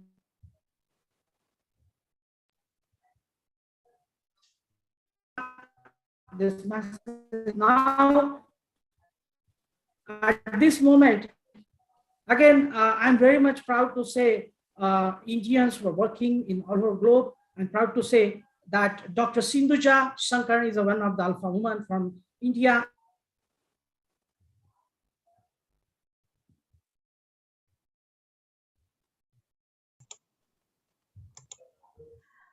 I'm unable to hear him. Are you able to hear me properly? Yes, ma'am. Okay. Ma'am, you're audible. Yes, yes, yes. So I'm audible? Today, Yes. I'm audible? Yes, So now today I can we hear have you. Yes, very clear. one of the yes. Today we are having with us Dr. Sindhuja in the agricultural automation engineering research. She emphasized on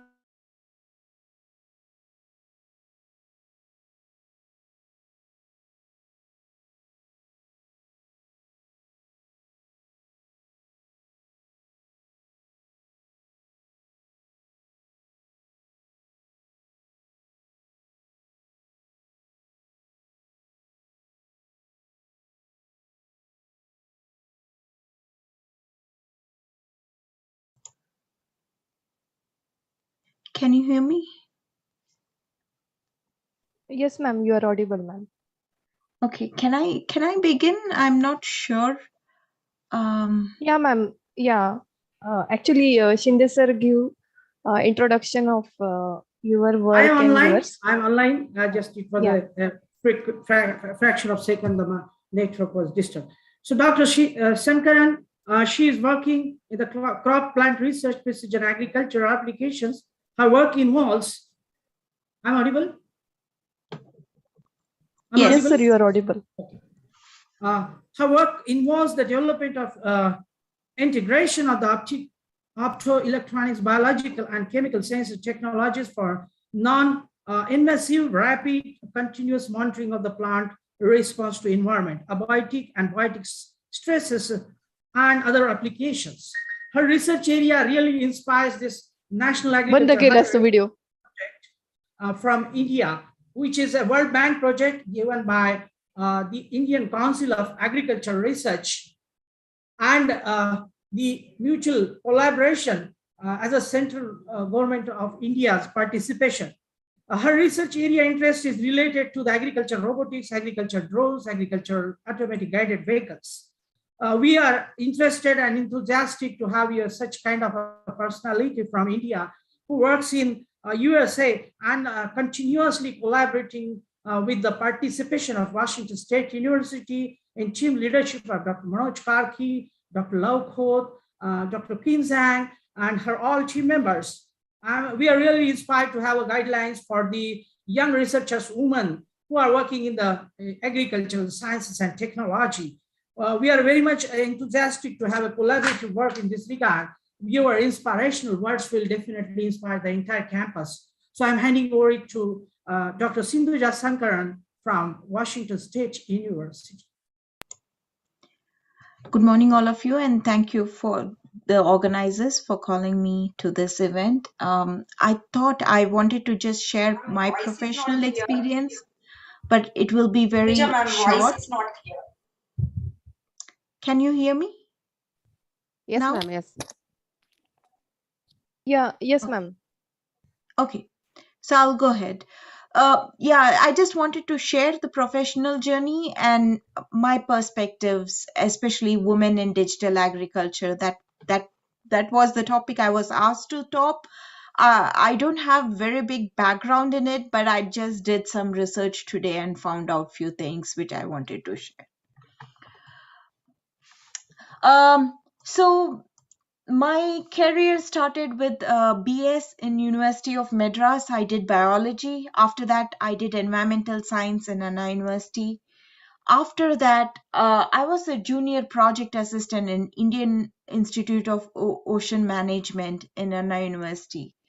Following that, I did my research associate. I was a research associate in Asian Institute of Technology, where I moved from environmental science to projects associated with environmental engineering. After that, I got a master's in Iowa State University, again in environmental engineering, before I joined agricultural and biological engineering in North Dakota State University for my PhD. Following that, I did my postdoctoral work in University of Florida, basically in precision agriculture. And of course, I finally joined Washington State University as a faculty around 8 to 9 years back. My background involves many different things on sensing technologies, which include electronic or optical sensors, as well as nanosensors and biosensors. And currently, I'm working in agriculture. Just to give a very brief background on Washington State, we are a big agricultural state. We have more than 200 different types of crops grown in the state. We also have a strong breeding program in cereal grains, legumes, as well as horticultural crops. And most of these are supported by the commodity commissions or the grower associations. My research briefly involves from microscale molecular markers to IoT-based sensors, Internet of Things-based sensors. We use automated tractors, drones, and more recently, satellite imaging. And we work on AI technologies, app development, and other machine learning techniques for post-harvest as well as crop trait evaluation. With that, just to come to the topic of women in agricultural engineering, that was I thought I will do some research, and I'm very closely associated with American Society of Agricultural and Biological Engineers, ASAB. So I just found out, like, out of 7,000 members, I just emailed them today to find out how many women members were there and see. I don't have a simple way of figuring out how many women are there in digital agriculture, including robotic technologies. But I thought, since I'm associated with this association, I can quickly bring or at least find out. So we have some 7,000 members and only 17% are women. And we know the world population, we are almost 50%. But there is not always a 50% in all disciplines, including agriculture. So it's around 17% in the association itself. We have a lot of technical community within the ASAB, which I will talk about in a minute. But I just wanted to bring an attention. There was a magazine. This resource magazine is ASAB component, and you can see those tiny faces in here. So these are all the women who are working in agricultural engineering, and there was one issue that was dedicated to women, and they highlight them as innovators, trailblazers, mentors, teachers, farmers, pioneers, ASAB fellows, educators, and many more roles that we play within the ASAB. It was interesting for me to find out that ITSC, which refers to Information Technology Sensors and Control Systems, and Machinery Systems, these are the two systems that most of the people who are working in digital agriculture and robotics are involved in. And these two are my home technical communities as well. And I find out that except the natural resource and environmental systems, most of the other committees have very low participation when it comes to women, including ITSC, which is the sensor systems, and machinery systems community. So I think there is still very, very low population of women in ag engineering. And just as an example, I have 6 graduate students who are master PhD, mostly PhD. And if you really see, I have only 1 woman among my 6 students, and it is hard. Sometimes it has to be deliberate and intentional if you really want a good female agricultural engineers, or it could be any technical engineering.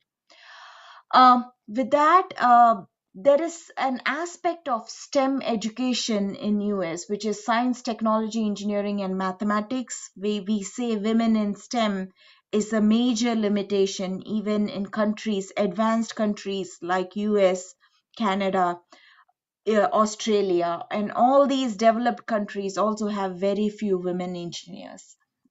I think I just came up with 3 different approaches in which we can try to promote and address this. The first one would be start early, boost interest and confidence. So especially kids, I'm saying this girl kids, and I have a daughter, and I would like her to be an engineer if she chooses that profession. And that is, I have to start in primary school or secondary school, not at high school or college level. We should promote interest in science and engineering much beforehand, not just expect them to play with dolls or toys.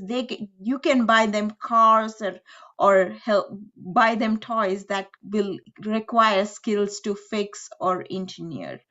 So I feel we should promote, boost interest as well as confidence at very early stages. Primary to secondary education is what I would think would be necessary. It is also good for women to women support system. It is very important, since there are very few in STEM. It is very important for women to have a good support system within their field of interest or expertise. I just wanted to highlight this program. So this is called as Superstars of STEM, and this is a mentoring come women to women support system in Australia. So when I visited in Australia and I heard about this program for the first time, and it was, the basic concept is we are not using 50% of the brain knowledge that is there within the women.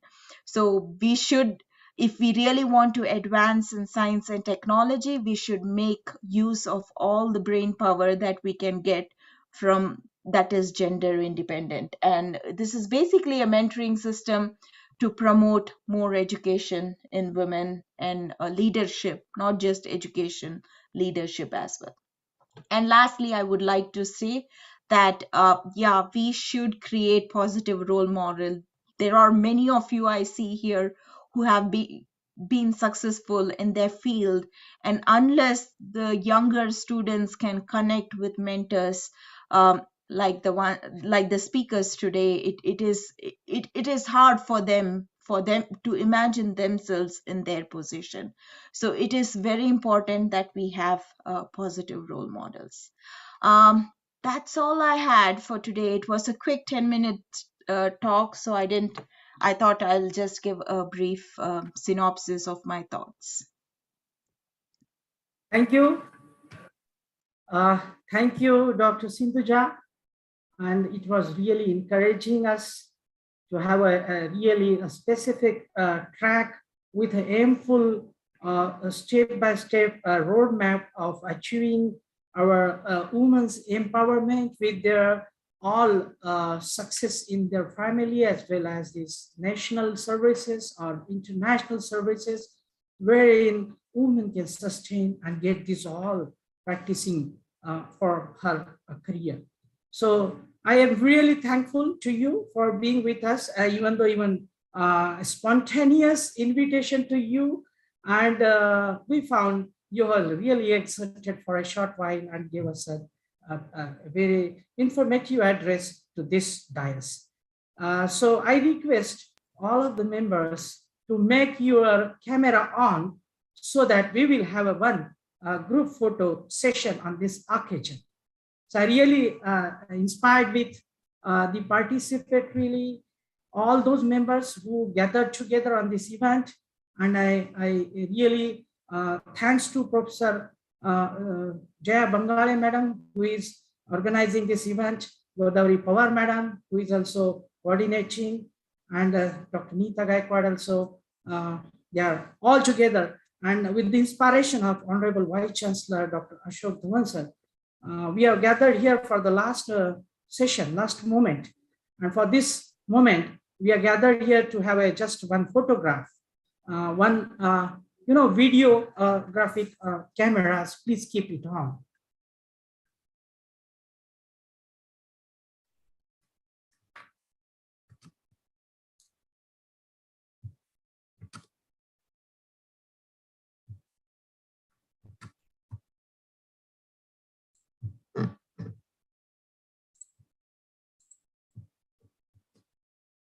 I request all of the other members, please make your video on, your camera on, so that we will have a photograph on this event. Please make your camera on. Please make your camera on. We will have one click of this event so that it will be gracious to make a report of this today's event with all those highlighting guidelines, and then the presentation words with us.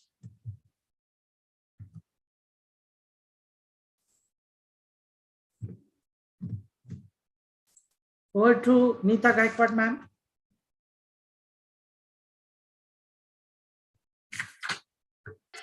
Yes, thank you very much, sir. Rightly said that if your action creates a legacy that inspires others to dream more, learn more, do more, and make more, then definitely you are an excellent leader. And here, a dynamic, enthusiastic, intellectual women who are working in the VNMKV as well as on the globe are really inspirational and having the leadership qualities, definitely. So now I would like to call Dr. Gopal Shinde sir to say a few words about this day. Actually, my words are just a summarized word for this today's event. Yes. Today we had a valuable words from the Honorable Vice Chancellor, Dr. Ashok Dhawan sir, for being with us as a supporting and a great support to from the empowerment of the woman in every kind of a participation, even though it may be a generic, or it may be all those legislative supporting ways that he has been as an administrator always encouraged a woman employee of this university, as well as he always guided to women farmers, women laborers, and those all the girls, I mean, women who are in the education system, research systems, and extension system.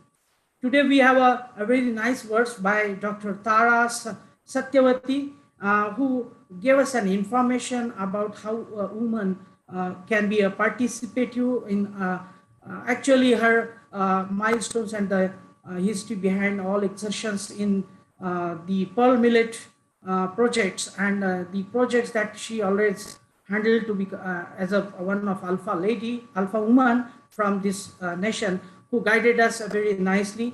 Dr. Olenka Natalia, even though she is very much in the harsh and hard situation from Ukraine, she is really inspired to have this occasion, and she will be definitely visiting to our place. She gave us her message in the context of how woman is pleading for the peace of mind and the developments in the agriculture, not for the war. Dr. Gringoline Legrand, she had a message for the agricultural robotics and digital technology participations, and she always had to be always with us for the design and development of different kinds of field robots and their participatory research works for the guideline and part to the women participation.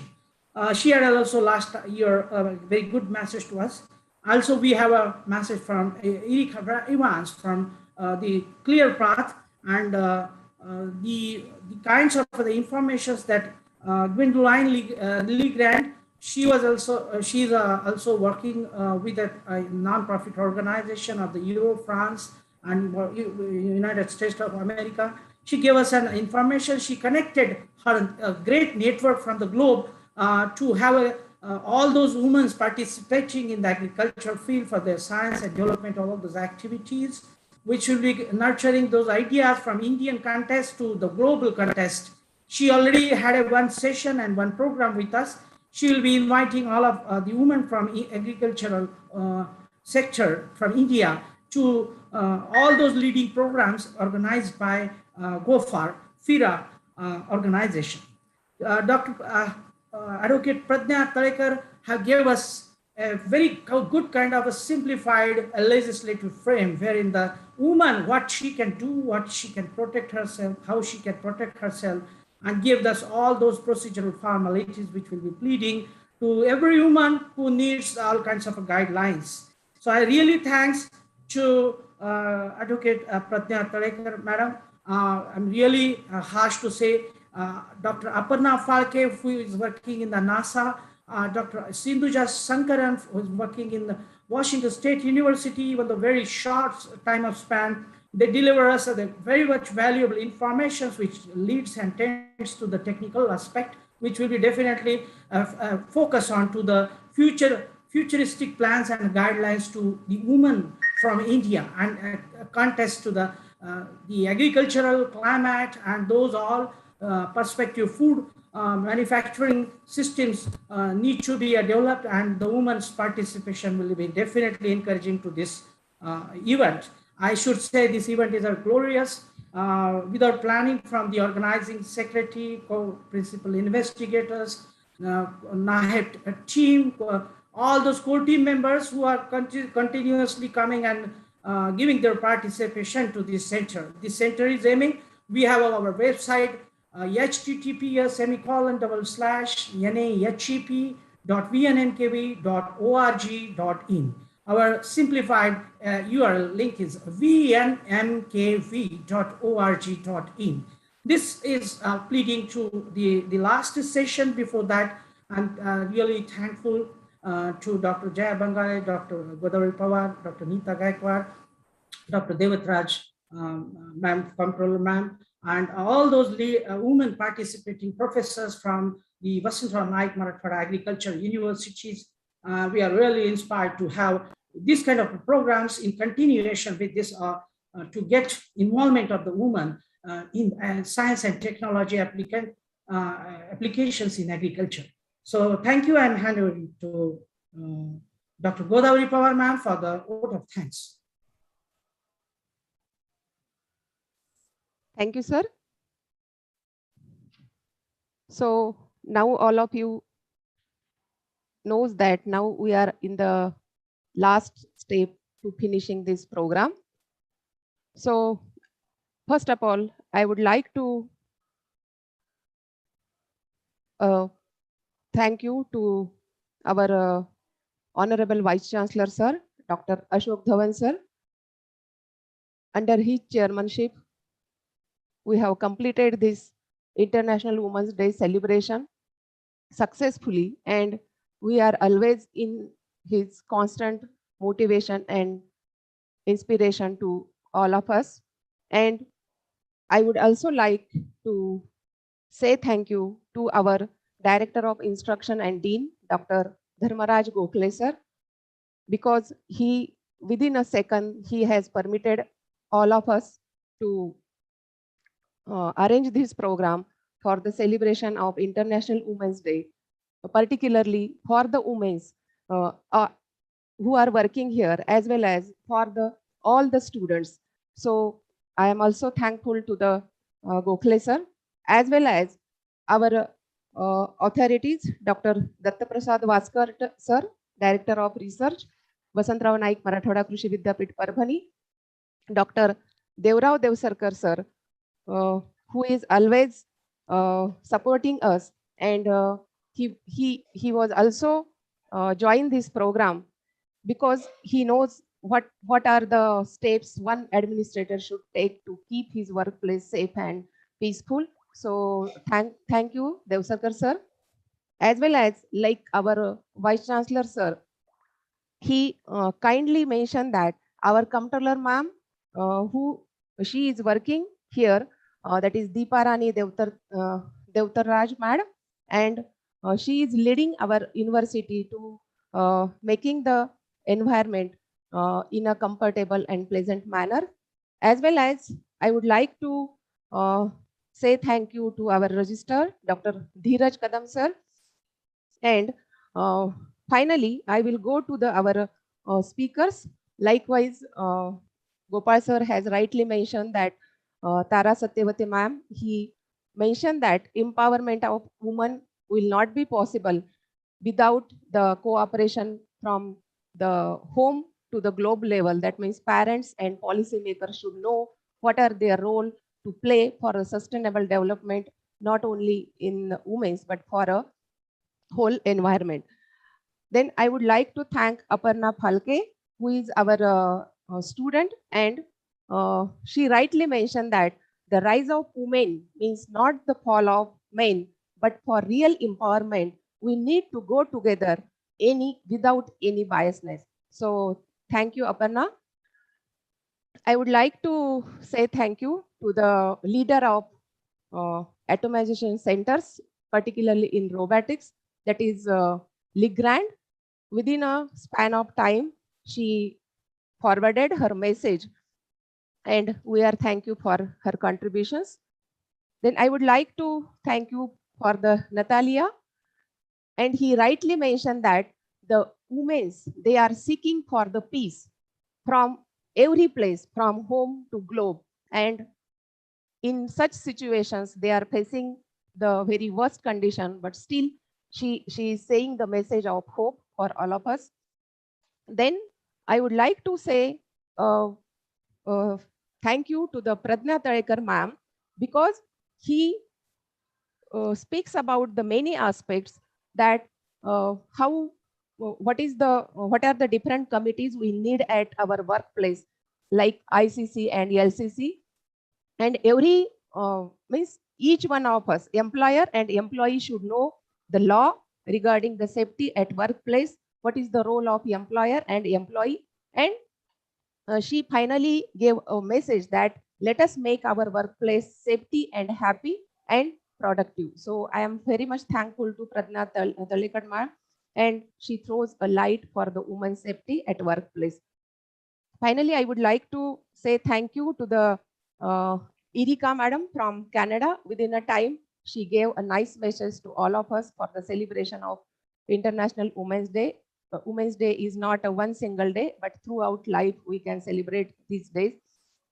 Then Sindhuja ma'am, at a last moment, she is quite ready, and she is always helpful for all of us, for a NAHEP team also, because she is working in the sectors of phenomics and phenotyping for the biotic and abiotic stress. And I would say that the students are very lucky, because in this age they are able to hear all these great scientists, national, international, because this platform, digital platform, makes us very comfortable. We can hear the messages from all over world, that it doesn't need any physical presence. So I think that the students of VNMKV are also very lucky to have all these team with them. Always we are for the students, for their progress and for their research purpose. I would like to congratulate Dr. Madam Jaya Bangale Madam, Associate Dean and Principal, College of Community Science, because with her thinking and with her thought, we are planned such mega event on this occasion. So I would also like to say thank you on my own personal level to Madam Jaya Bangale, because she has given me this opportunity to be as one of the part of this program. And the main supporting hand or the main supporting man behind this successful event is our PI, Dr. Gopal Shinde sir. Without his efforts, not only the Gopal Shinde sir, but his whole team. Whenever anyone says Gopal Shinde means this is not a one man, but behind him, it's a big team of NAHEP, all the RAs, SRFs, and all the staff who are working day and night to brings the success in such kind of program. So I am very thankful to PI of NAHEP team and all the core team members and all the staffs. I would also like to say thank you for my colleague, Dr. Nita Gaikwad, because with this tuning, we are here to complete this program. And I hope that with these coordinations, if we go with hands in hands, we will reach on a certain plateau on the successness of VNMKV Parbhani. With these words, I will stop here. And I think if any message from the Madam Jaya Bangare Madam, then they will continue, or otherwise, Nita ma'am, is there any concluding? Yes. Yeah. Okay. Thank you very much, Godavari ma'am. It's been a pleasure being with all of you today. Thank you for being a patient listener. I again wish one and all happy International Women's Day. With the permission of chair, I declare this program is over. Have a wonderful day ahead. Thank you very much.